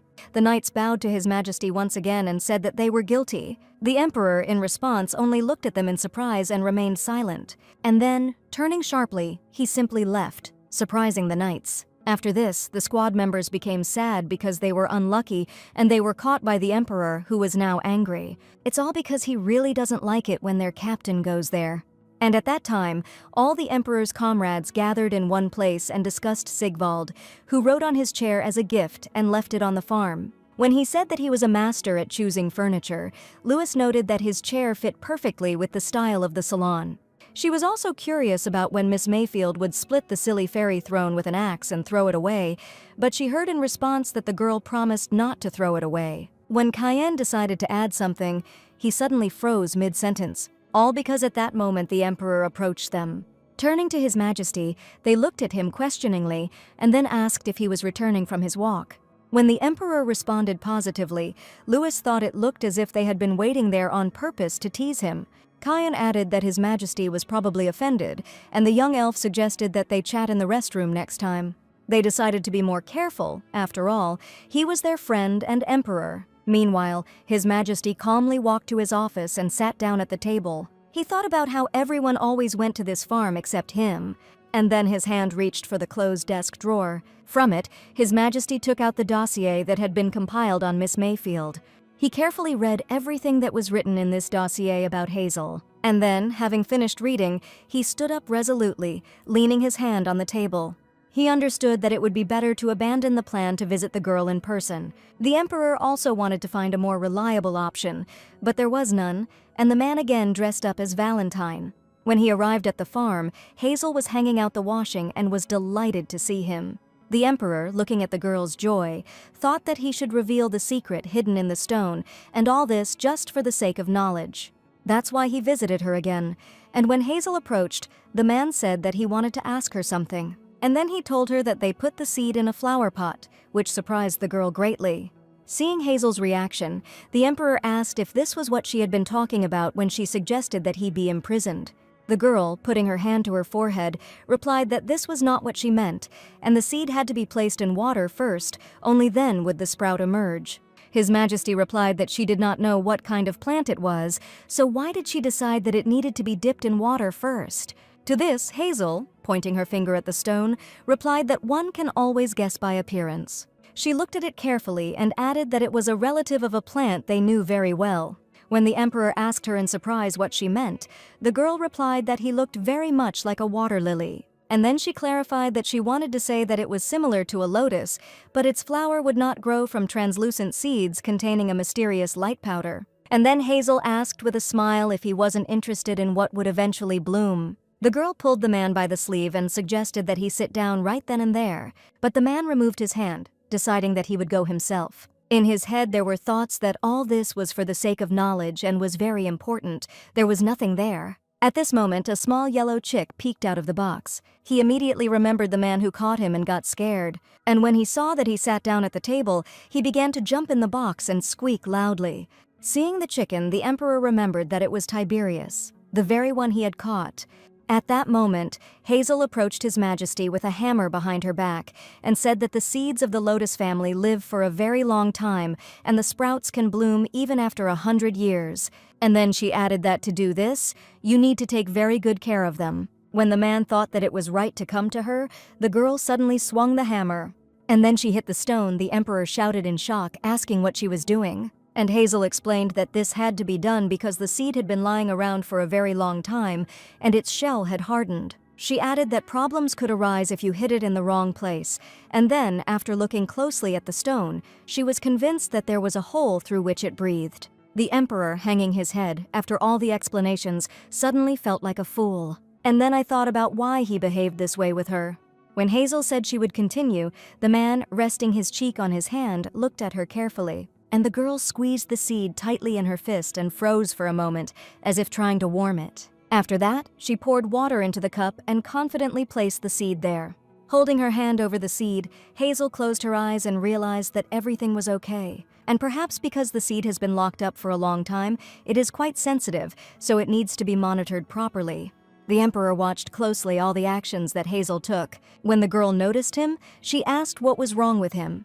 But the emperor did not answer this question, but only clarified whether it was really all over, to which Hazel answered negatively and said that they needed to wait. And then with a smile, she asked if that island was very mysterious.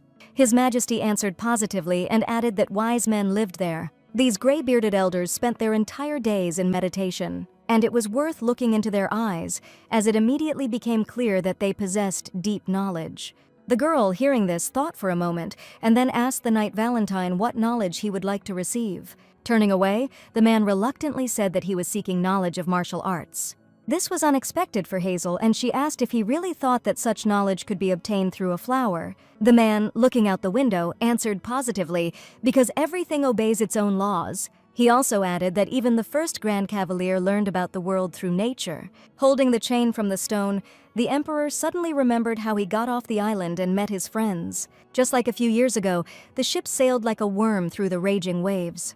How he showed his friends the stone of the wise men that they gave him on the island. And how did Louis react, asking if he had taken anything and asking to see his pupils. And Cayenne assumed that it was a scam and asked if the sage had offered to buy the island. To this the emperor then sharply replied that this was indeed the island of the wise men and that this was indeed the philosopher's stone. And one of the friends suggested taking a bite and understanding everything at once, but His Majesty did not allow this to happen. And now the emperor recalled that after that, he never raised this topic, but they often go to the farm. And then the man thought with fear what would happen if his friends recognized the stone. And then they can start a conversation about him and reveal his identity to the girl. The emperor rose abruptly from the table and called Lady Mayfield, but then she said that everything was ready. The man asked in surprise if the sprout had really sprouted, but the girl answered in the negative. She explained that they needed to wait at least 2 or 3 days, as soaking the seed in water sped up the process a little. Then His Majesty asked with surprise what was ready. To this, placing the plates on the table, Hazel replied that dinner was ready. She explained that she would have to put in a lot of effort in the next few days, so she made beef cutlets to gain strength. The Emperor thoughtfully realized that he had not imagined it, and that the girl was indeed preparing food. Seeing the man's thoughtfulness, the girl asked what was happening to him, and then she asked him if he really didn't know how it was, to which she received a positive answer. Hazel explained that it was a very simple dish, but His Majesty felt that this was not entirely true. Suddenly, the man's stomach made a sound, indicating that he was hungry. The girl, hearing this, realized that the man was very hungry. Blushing, the Emperor said that he had to go, because he had things to do, and went to the exit. The girl was left looking after him in bewilderment, not believing that he had really left. Looking at the table, Hazel didn't understand what to do with the cutlets now, and why she had cooked so many. And then she thought, would she really have to eat all of this alone? But at this time, the Emperor suddenly entered the girl's house again, and then he said that he forgot to tell her something. Hearing this, Hazel looked at him questioningly. The man added that he would not be able to come here often, to which the girl replied that she knew about it, because the Emperor's knights were busy people. The Emperor, looking at the girl, realized that she understood everything. And so he asked that if a sprout suddenly appeared from the philosopher's stone, she would give a sign. He suggested tying a flag on the roof or something else, to which he received a positive response. And then His Majesty looked closely at Hazel and asked that this remain a secret, just between them. The girl looked him in the eyes in response and agreed that this would be their secret. The palace was bathed in sunlight, and next to it stood a luxurious white carriage. In the palace kitchen, there was a bustle of work. Some were peeling vegetables, others were carrying prepared meals. At this point, the cook opened the clamshell perfectly. And then I added a few drops of lemon juice to make the taste amazing. Suddenly, he heard someone calling him and, turning around, saw a footman. He conveyed to him the Emperor's wish that cutlets be prepared for him. Thinking that His Majesty never wished for anything in particular, the cook replied that he would do everything. Sometime later, someone came to the Emperor, who was sitting at the table, knocked him down and said that he had prepared cutlets. His Majesty watched as a deep-fried cutlet of tender, spicy veal was placed on top of the butter-baked shrimp, arranged around the shape of a rose. The chef also explained that the sauce, creamy gigolo, is made from 40 different ingredients. The man then watched carefully as His Majesty ate. After the plate was empty, the cook asked if the Emperor liked the cutlet, to which he replied that everything was prepared perfectly. And then, the Emperor suddenly asked the cook if he had thought about making it a little simpler next time. The man did not respond to this and returned to his kitchen, loudly opening the door. The other cooks asked worriedly what had happened, but the man, walking past them, replied that he was busy now and that she would talk later. Left alone, the cook fearfully assumed that the Emperor's question was a test of loyalty. This is all because recently, due to the opening of the salon, all members of the State Council disagreed with His Majesty. And the reason, according to rumors, was that they fell in love with the ordinary village dishes served in that salon.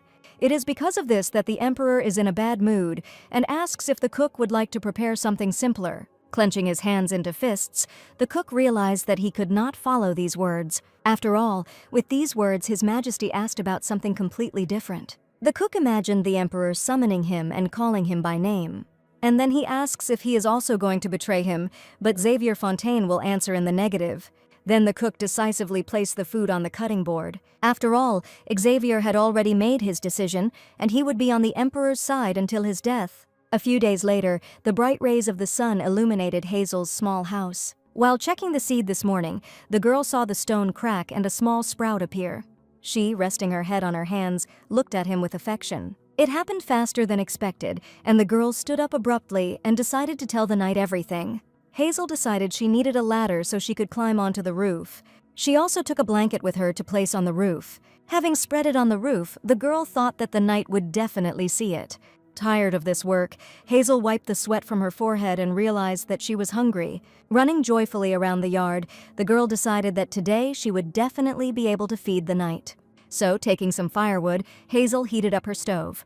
She imagined that the knight would arrive by the time the dish was ready. But then, turning around, she saw that he had already arrived.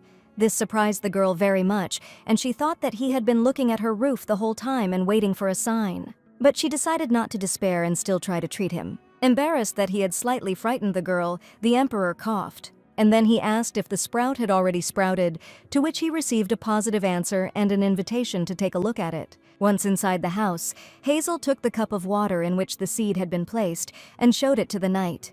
His Majesty exclaimed in surprise that the philosopher's stone really did turn out to be a seed. The girl did not understand why the sprout was so weak and thought that it would be difficult for it to survive. She explained to Valentine that this was because the seed came from a distant land, and most likely, the air and water of the Britannia are not very suitable for him. When the man asked what to do now, Hazel replied that she had one idea. But then His Majesty suddenly suggested that since they would have to wait a long time, maybe they should use growth magic. Hazel was very surprised because it was very expensive. After all, in the Brotherhood, magic was heavily taxed because in the long term, it could harm the world's balance. The girl noticed that the knight seemed to be very rich, and the man at that moment thought that he could not tell her that magic was free for the emperor. Having placed the cup with the height on the table, the girl noted that in general it is not advisable to use magic for growth. And then she agreed that it would be difficult for this baby to grow up on his own in an unfamiliar land. Hazel was also curious about what kind of plant it was. After hearing the girl's consent, the emperor said that he would prepare everything by tomorrow. The man also added that he would collect all the data on aquatic plants, which made the girl happy. Folding her arms across her chest, Hazel said that finally, tomorrow, he would learn what the sage wanted to tell him. Suddenly remembering the frying pan, the girl asked the knight to wait a little. She suggested that they talk a little while the cutlets were frying, and upon hearing this, the emperor became embarrassed. The girl began to take the cutlets out of the frying pan with chopsticks. When she took everything out onto a plate, she made sure that they were well fried. Turning around, she decided to ask the knight if he had already had dinner, but to her great surprise, the knight was not in her house. The girl did not understand what happened and why. He left again. Having placed the cutlets in front of her and sat down at the table, Hazel counted that this was already the 7th time she had eaten these cutlets. Having stabbed the cutlets with a fork, the girl decided that next time she would definitely feed him.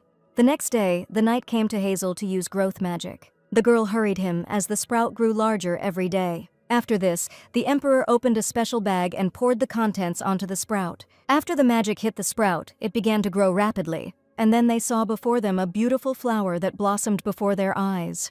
Hazel said in surprise that it was the first time she had seen such a flower and asked the knight about it. When the girl approached Valentine, he had just found a description of the flower and, having read it, the young people were very surprised. After all, terrible things were described there, and Hazel even asked the knight if it was a monster. After all, it was said there that one day the king and his companions accidentally ended up on an island during a storm. The tribes of that island, in the third, were fed strange fruits, and the subordinates who ate them lost all their memories, and they also decided to stay on that island to lie down and eat those fruits. Therefore, the ruler had no choice but to take his people away, tying them to the side of the ship. After reading this, Hazel indignantly exclaimed that these were not sages, but real demons targeting travelers. Rushing towards the knight, she shook him, asking if he had not understood this. At this moment, the emperor remembered that they were constantly trying to feed him, but he always refused because he could not eat too much from the poor old people.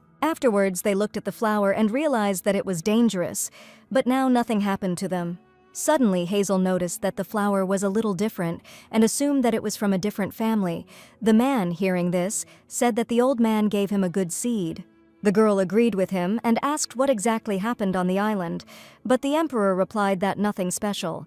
He said that they were meditating on the sun, and he created a shadow for them. After that, he repaired all the houses that were damaged by the hurricane. Also, their well was too dirty, so he dug a new one for them. Hazel, surprised by this story, asked if he had really been doing all this after he arrived on the island. The emperor replied that he did not want to sit idly by while they meditated, and that he was a little unnerved by the chaos that was there. Hearing these words, the girl, putting her hand on his, suggested that they go into the house for a while. After they went inside, Hazel placed the spoons on the table in random order. She sat the man down at the table and asked him to sit quietly and look at them. The emperor asked in surprise why he should do this, but the girl did not answer, and the man began to look at them closely. And then, unexpectedly, he took and straightened them out, which confirmed Hazel's suspicions. Then the girl said that a knight cannot leave alone what he does not like, and calms down after he has redone everything in his own way.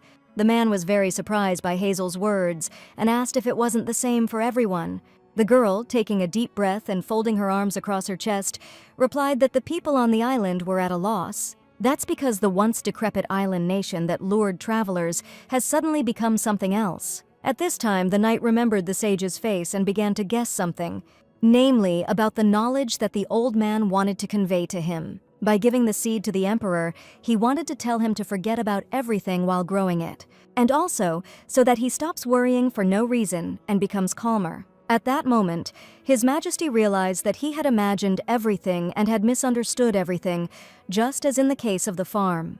Suddenly, he told the girl that he heard that there comes a time when you need to look back on your life. Hazel, hearing this, noted that he was in too much of a hurry. And then, looking out the window, she said that she would like to suggest that he take up farming. Looking at the knight, the girl explained that when you touch the soil and see the seeds growing, your soul becomes very warm.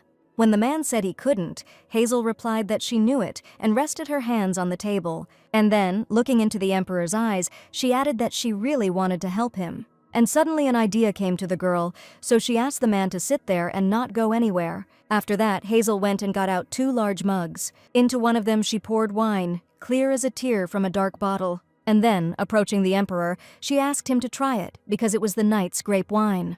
Taking the mug, His Majesty asked why it had such a name, to which the girl advised him to try it, and then he would understand everything himself. The man looked closely at the mug of wine and remembered that he had decided not to eat anything on the farm. And then, looking at the girl, I realized that there was no talk of drinking.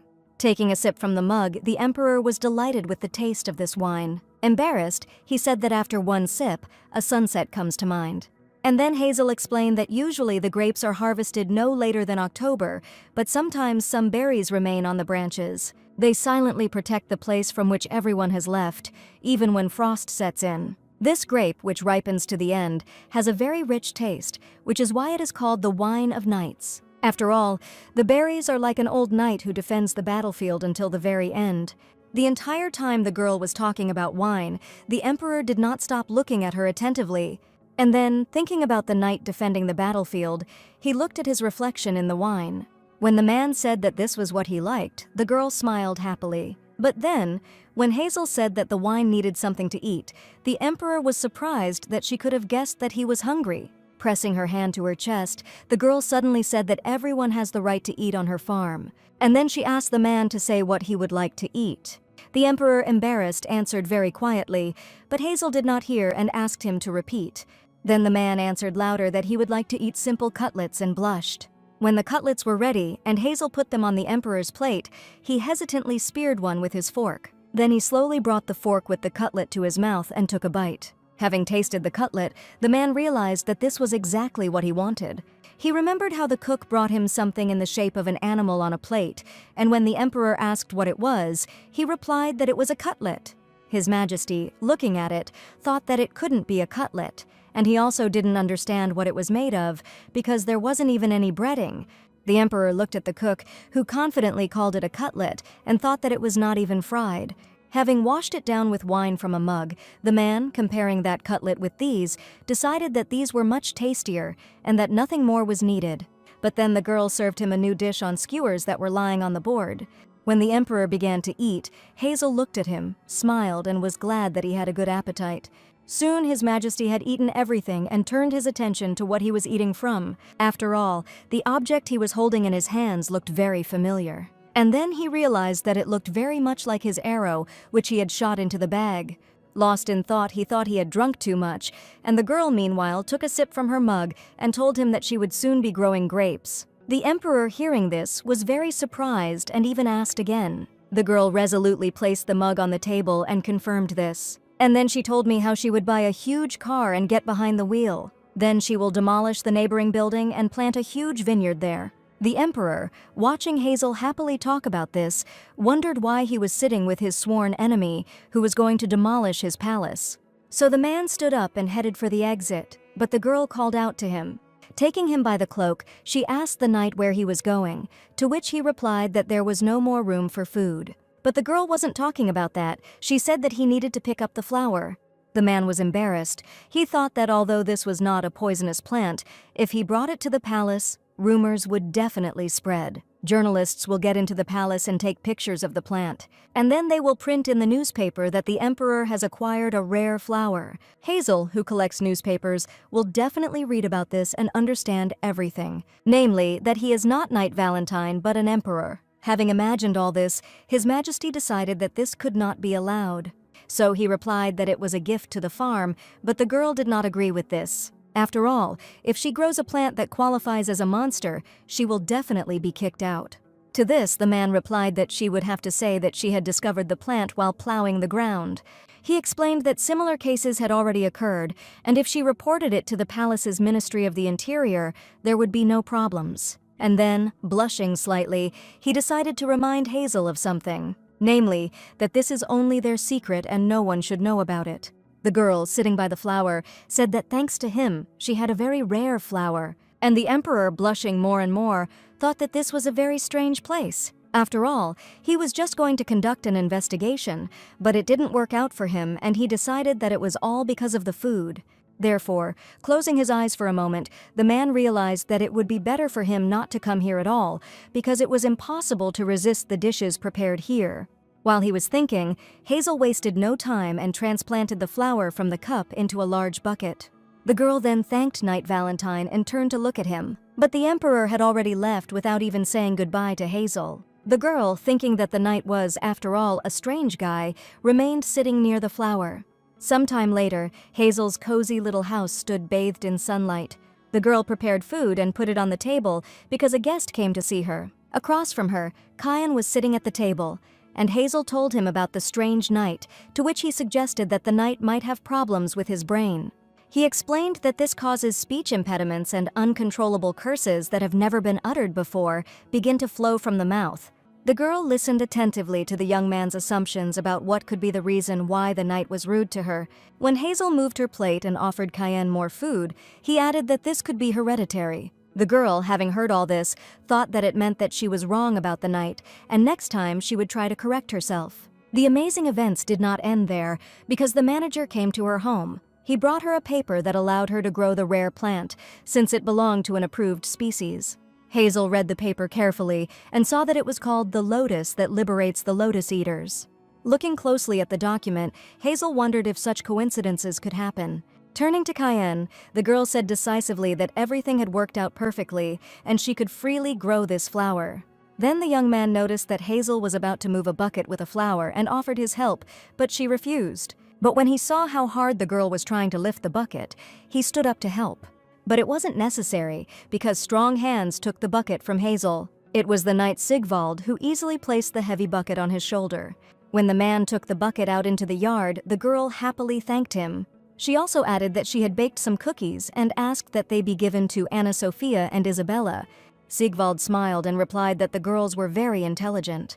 Kian, who also approached them, looked at the flower in surprise and asked what it was, and Hazel replied that it was a lotus of the Lotophagy. The girl explained that originally it was a native plant that caused people to fall into oblivion, but this species is not like that, so everything is fine. It also relieves stress, and Hazel really hoped it would grow. At this time, Sigvald saw some logs nearby and decided to try to make a bigger bucket out of them. Hazel, seeing this, was very happy and ran up to the knight. Meanwhile, the aristocrats were carefully watching what was happening in the courtyard of Hazel's house, and they realized that the rumors that the knight commanders often came here were true. And one of the men, frowning, did not understand at all what was attractive about this salon. The sky above the gloomy man's mansion was not very cheerful either. Entering the room where a beautiful girl was sitting, he said sharply that now was not the time to sit around. When she looked at him questioningly, he added that she should go and look at the girl from the salon on the grounds of the palace, which is a farm. The man was very angry and even clenched his fist in anger while looking at the girl. And when he angrily asked what she had been doing all this time, she clenched her dress into a fist. Some time later, this girl, accompanied by her friends, approached the farm. Hazel, who was hanging out the laundry at the time, looked back to see that someone had come to see her. She thought that no one had entered the gate for a long time, and the girl at that time called the farm a wonderful place. Hearing these words, Hazel smiled and thanked her. The girl realized that she didn't understand that she was making fun of her, and asked if she really called this place a garden. But Hazel said no and explained that it was a farm. The friends who accompanied the girl grimaced at this answer. One of them, covering her nose with her hand, asked what that nasty smell was. To this, Hazel replied that it was compost and, taking the bag, dragged it towards the girls. Then she opened the bag and invited them to look at it. The girls who accompanied their friend hurriedly ate lunch because they started to feel sick. Looking at them angrily, the black-haired girl decided that they were simply stupid. She also understood that she couldn't get the better of this farmer. She looked at Hazel and thought that she hadn't met such strong opponents in a long time, and Hazel, looking at her friends, realized that the smell was indeed pungent. The black-haired girl, after thinking for a bit, decided that such an opponent was not a problem for her. After all, she, Kitty Diabelli, is a master of provocation and cannot be surpassed. When Kitty asked Hazel if she had ever had louverture, she assumed it was some kind of cheese and replied no. And the girl, hearing this, remarked that then probably it will be soon, and the farmer's wife answered positively with a smile. Kitty's eyes narrowed dangerously, and she realized that the farm owner had been caught. She turned to her friends and called them loudly, and then she told them that Lady Mayfield would soon arrange a louverture. Hearing this, the girl realized that it was not cheese. She asked the black-haired girl what it was, to which she received the answer that it was a tea party in honor of the opening of the salon. The salon is a social space created in the living room of an aristocrat. In some of them, writers gather and recite poems and novels. In others, musicians showcase new songs and play instruments. And ultimately, it is the louverture that determines one's place on the social ladder. Lewis explained all this sitting opposite Hazel and added that this is precisely why the discovery is so important. She also wanted to say something about those girls who came to Lady Mayfield. But Hazel herself understood that they were arrogant, and sadly propping her cheek with her hand, she thought. The girl was worried that no one would come to her, but Lewis reassured her. She explained that many people are afraid of the farm because of the emperor, but there are those who are not concerned about this at all. Hearing these words, Hazel looked at the night captain in surprise, and she secretly told me that these are women from the upper classes of society, to whose titles in the palace the word Quan is attached. There are no others like them. Their status remains unchanged unless there is a major mistake on their part. Upon hearing this, Hazel asked if they would come, to which Lewis replied of course, and warned that they were incredibly picky. After thinking for a moment, the girl realized that she was a little scared. But then Lewis took the girl's hands in hers to support her. And then she added that she would definitely succeed, and everyone would fall in love with her as soon as they tried the first piece. After these words, Hazel exclaimed that this was the farm she had dreamed of for 11 years, and she had nothing to be ashamed of. Suddenly, they heard a voice asking if Lady Mayfield was at home, and Lewis, hearing it, said that things were bad. After all, there stood Laurendell, who was passing by and decided to look in to see if she needed help. And when Lewis repeated that it was very bad, Hazel asked in surprise why that was. The captain explained that the girl had received a lifetime of gratitude from the High Elf, and when she added that Laurendell would constantly visit here and then begin to persecute her descendants, the elf's face became displeased. But then Hazel exclaimed that there was something he could help her with because she had just come up with a theme for the tea party and wanted to know their opinion. With surprise, both captains asked what this topic was. The girl enthusiastically replied that the topic would be oil. She decided to cook it herself and make sweets. In them, the wonderful taste of the oil will be fully revealed. Lewis, hearing this, replied with a joyful smile that this was a great idea. The elf added that he also liked it, and also that it would show the uniqueness of the farm, and there would be a large selection of desserts. But then the girl sadly noticed that she had no milk, and in the capital it was probably expensive. But then Lewis said that everything was fine, because the palace's interior minister said that since the salon was located on the palace grounds, the louverture would be financed. These words made Hazel happy, and she asked if it was true. Lewis confirmed this, and added that all that was needed was the approval of the ex-duke's daughter. When the girl asked who it was, Laurendell replied that it was the emperor's cousin. Her name is Lady Athena, the beautiful golden-haired girl who stood in front of the office doors at that moment. The girl was very excited and was gathering her strength to enter. When Lady Athena entered, the steward announced that the daughter of the ex-duke had arrived. The girl walked smoothly across the floor to get closer to the place where the emperor was sitting. When Lady Athena got there, she pressed her hands to her chest to calm her nerves. And then, looking at the emperor, who was writing something on paper with a serious expression, she called him. His Majesty was so immersed in his thoughts that he did not immediately notice the girl. And she, still pressing her hands to her chest, looked at him. Athena thought that he was still as magnificent as ever since the day they met in the forest. When the emperor looked at the girl, she said that in the morning she had met with a representative of the victims of the fire in Basel and expressed her condolences to them on behalf of the Dowager Empress. His Majesty, without showing emotion, praised Athena for her good work, and then he plunged into the papers again, and the girl thought that even his heartless appearance was beautiful. After this, she handed the emperor a folder containing a report on the work done. When His Majesty opened it, he was very surprised and asked what it was. He began to read, and the papers stated that this was the official approval of the budget for the tea party of the salon at the palace. Inside, Athena was shocked that she had taken the wrong documents, but outside she smiled and explained that there would be an opening party on June 1st, that Saturday. She said that from a legal point of view there were no problems, but inside the girl was wondering what she should do and how she could have made such a mistake. After all, the emperor was probably very upset, and she said that she should have approved the funding. She asked His Majesty not to be angry, because most likely the farm owner did not decide to hold the party herself, but was forced to do so by some other lady. Athena also added that such things happen in high society, to which His Majesty calmly replied that he understood everything. Hearing this and seeing that there was no reaction, the girl was very surprised, and the emperor allowed her to go and rest, and Athena, smiling at him, left. When the door to the office closed behind the girl, His Majesty was left alone. He carefully studied the budget for the tea party that Hazel was planning to host. The emperor realized that soon much would become known about this salon. After trying her pies, ladies will definitely want to know what they are made of, and the taste of the tea will seem to them the most impeccable and rich of all that they have tried. Deciding that it was better not to think about it, the emperor got up from the table. It's all because whether her fame grows or not is no longer his concern. Sitting down again, the man decided that he urgently needed to sort out the documents. After all, it was necessary to reconcile two old men who must have great-grandchildren who wanted to have a duel, but none of them held anything heavier than a model knife in their hand.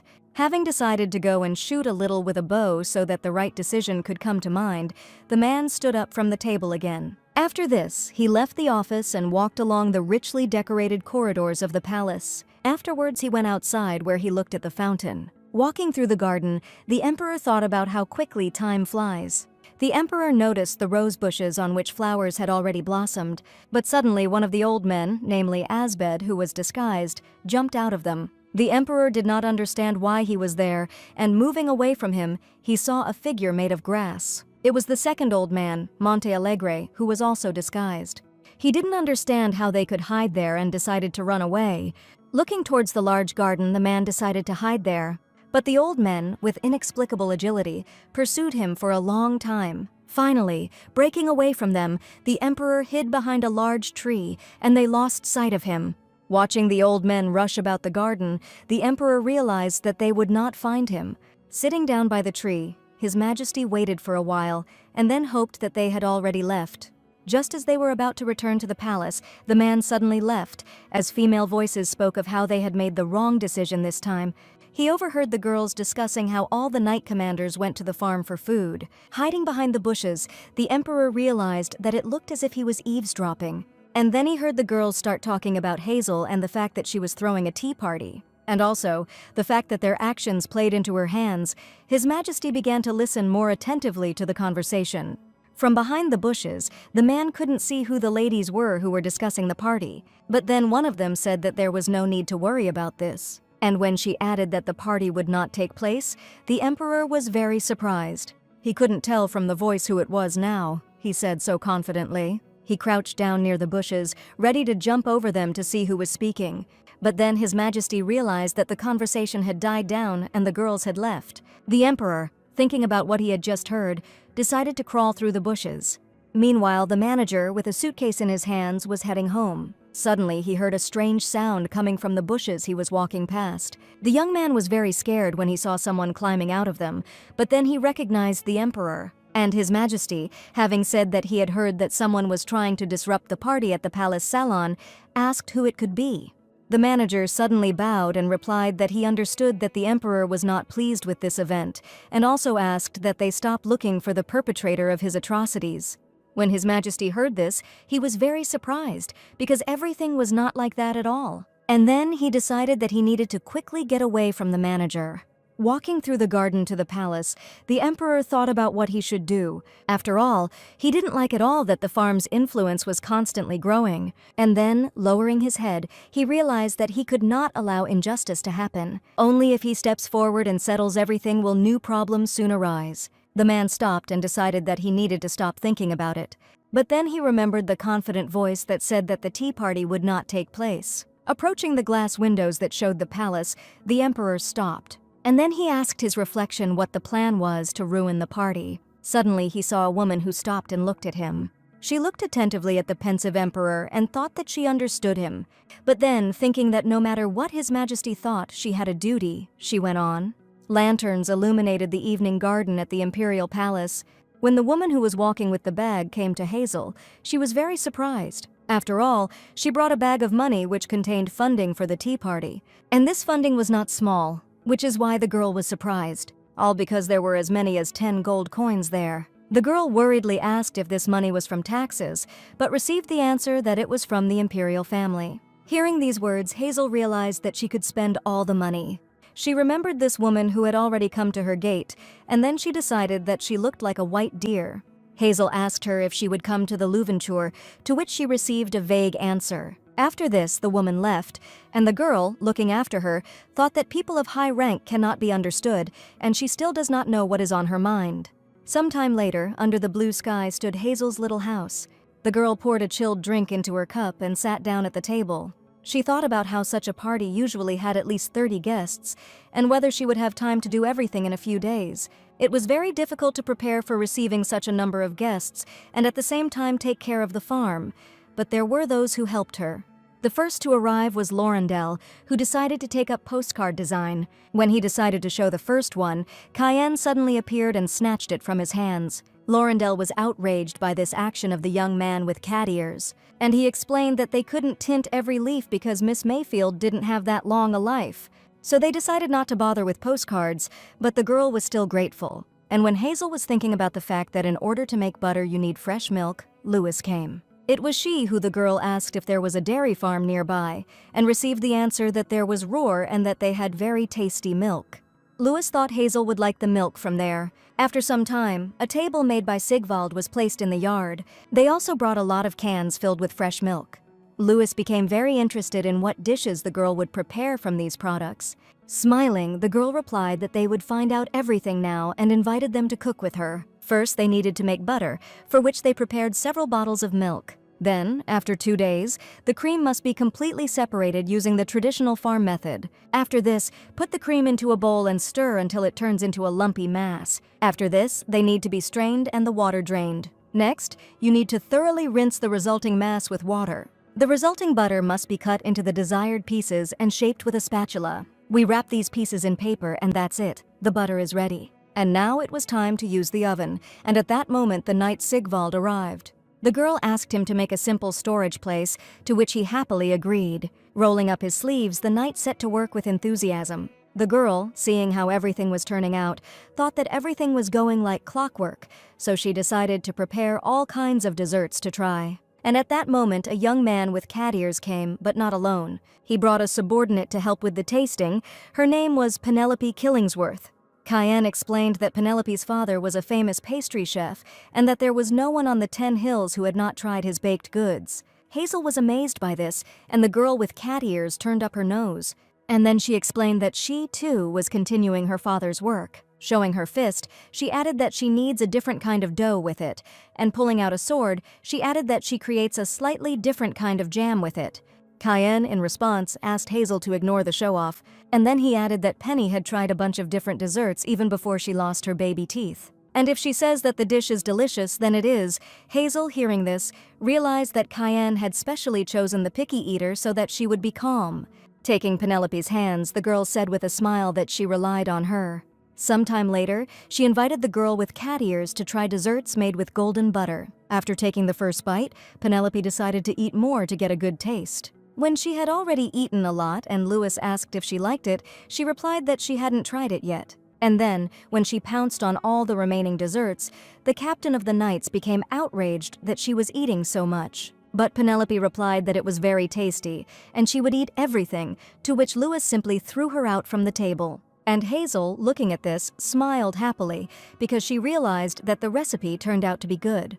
Night came when the girl finished making many desserts and wiped the sweat from her forehead. After all, there were a lot of goodies in the storage area and the preparations for the Louventure were complete. Looking at everything that Hazel had prepared, I thought that tomorrow everything would be decided.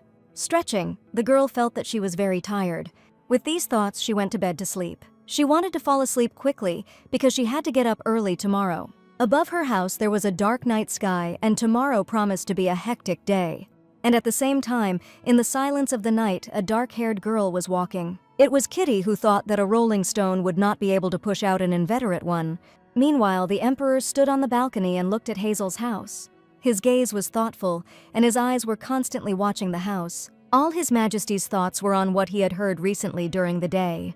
But he hoped that nothing terrible would happen. After all, he saw Louis helping the girl on the farm and bringing milk. And Sigvald created a place to store desserts.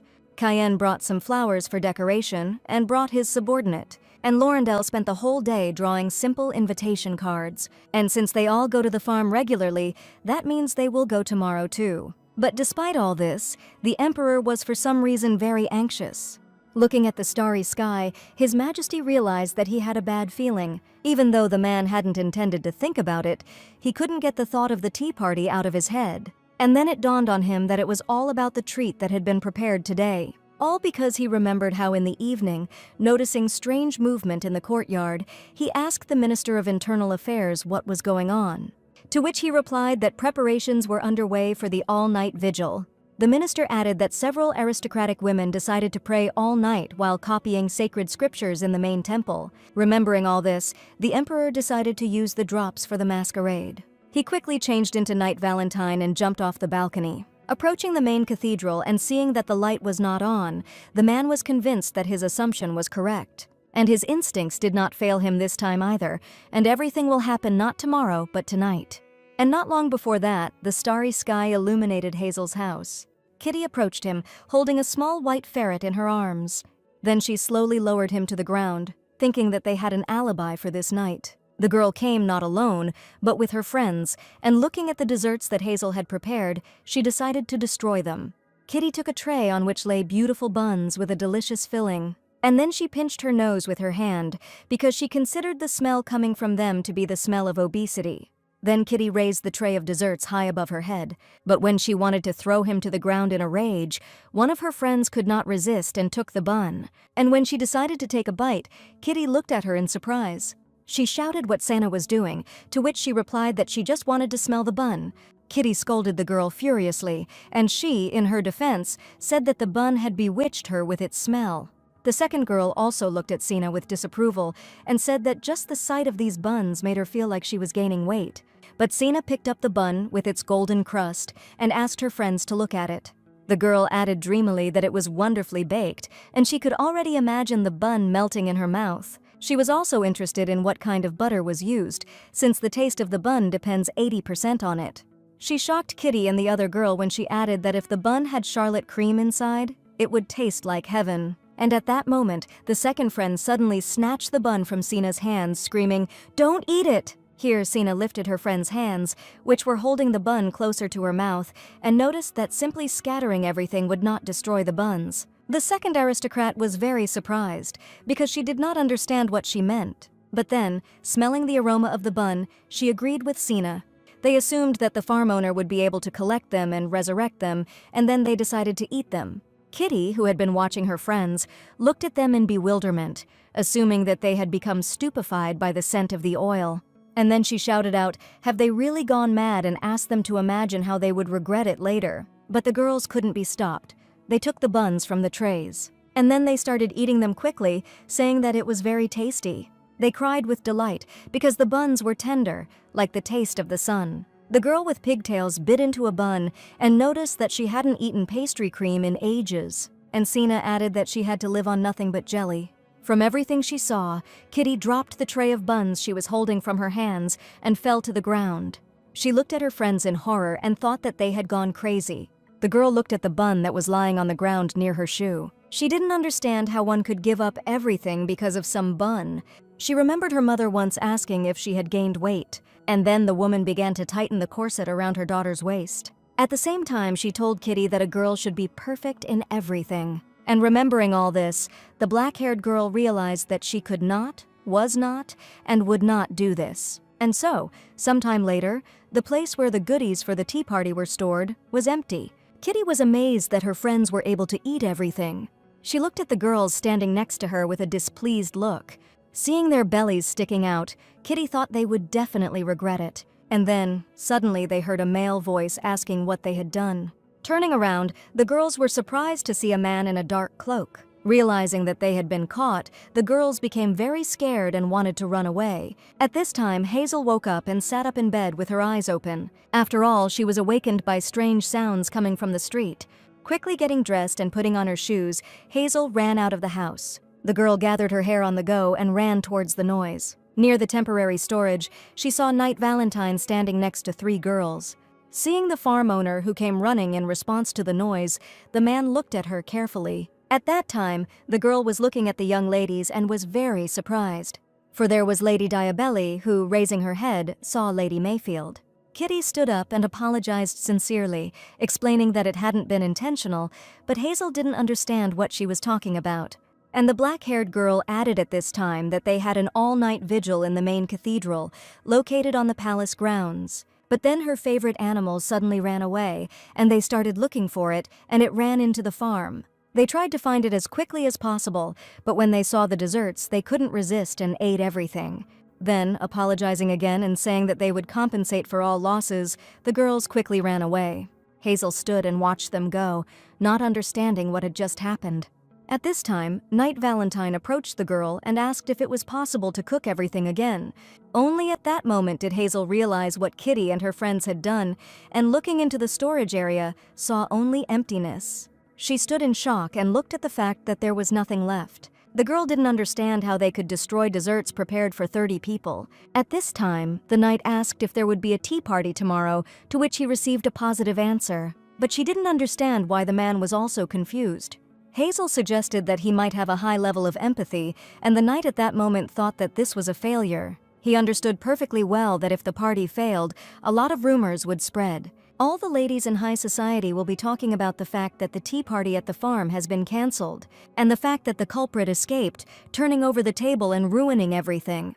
And everyone will think that this happened by order of His Majesty. The Emperor imagined how in class they would discuss whether anyone knew what he was famous for, and how one of the students will answer incorrectly, saying that he became jealous of the otters that his beloved liked and issued a decree banning otters in the capital.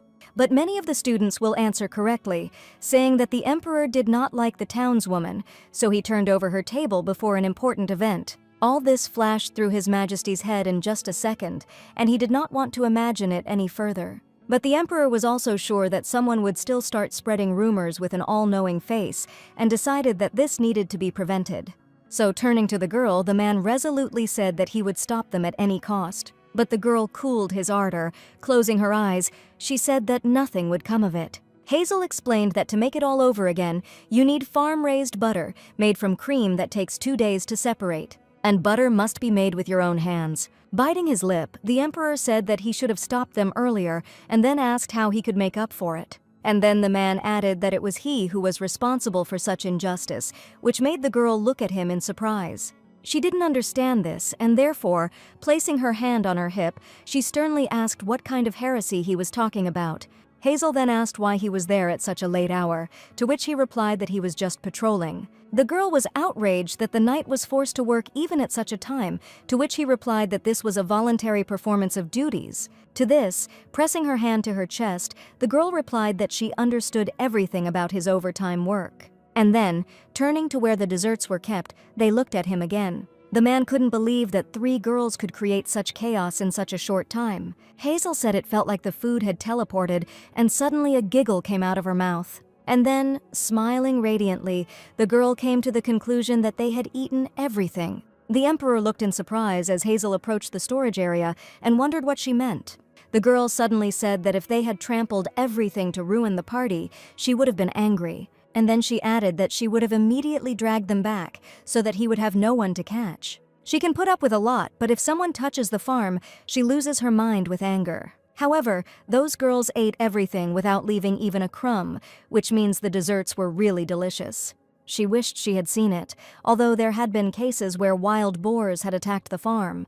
Having calmed down, Hazel folded her arms across her chest and wondered what to do now. It's all because those ladies did something like this to ruin the official event of the Manhwa salon, so she can't turn a blind eye to it. After all, when a person takes advantage of their status, the most amazing revenge is to overcome these difficulties with their head held high. And then she saw a tray with butter cookies left on it.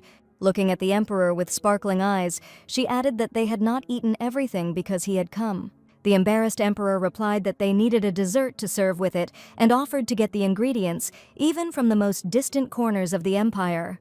To this, Hazel shook her head and said that he didn't need to go far. And then, sighing, she added that perhaps she had been wrong from the very beginning. And a dessert made from quality ingredients will not be a new delight for elegant, self-restrained aristocrats. And then an idea was born in the girl's eyes, and she asked Knight Valentine if he could get a glass bottle. The man, hearing this, looked at the girl in surprise, and she, smiling radiantly again, asked if he could do it. Hazel added that 30 glass bottles, the same size as wine bottles, were needed, but if they were a little larger, that would be even better. When the girl said that she understood that they would be difficult to obtain, the emperor replied in the negative. He added that there would be no problems with this, but everything would have to be kept secret. Hazel breathed a sigh of relief that His Majesty's knight had agreed. When she began to take out money to give it to the knight, he replied that it was not necessary. The girl raised her head and was surprised because the man had simply disappeared, and she was standing alone. Hazel was shocked that the man disappeared so quickly, and he didn't even need money. At this time, the emperor rode up to the guard tower near the wall. The gate made a quiet creaking sound as it opened and closed. The man didn't want to explain the situation to the guards, so he decided to jump over the wall.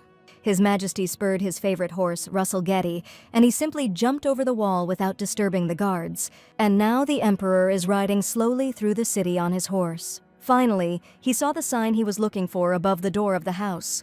The burning candle suddenly went out due to a gust of wind caused by the opening door. The man, who was calmly working with papers, became worried upon hearing the sound.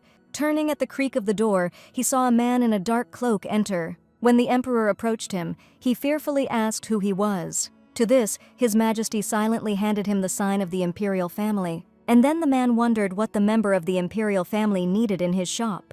His Majesty asked to see all the glass bottles that were available, and when he selected the ones he needed, he asked to pack them so that they would not break.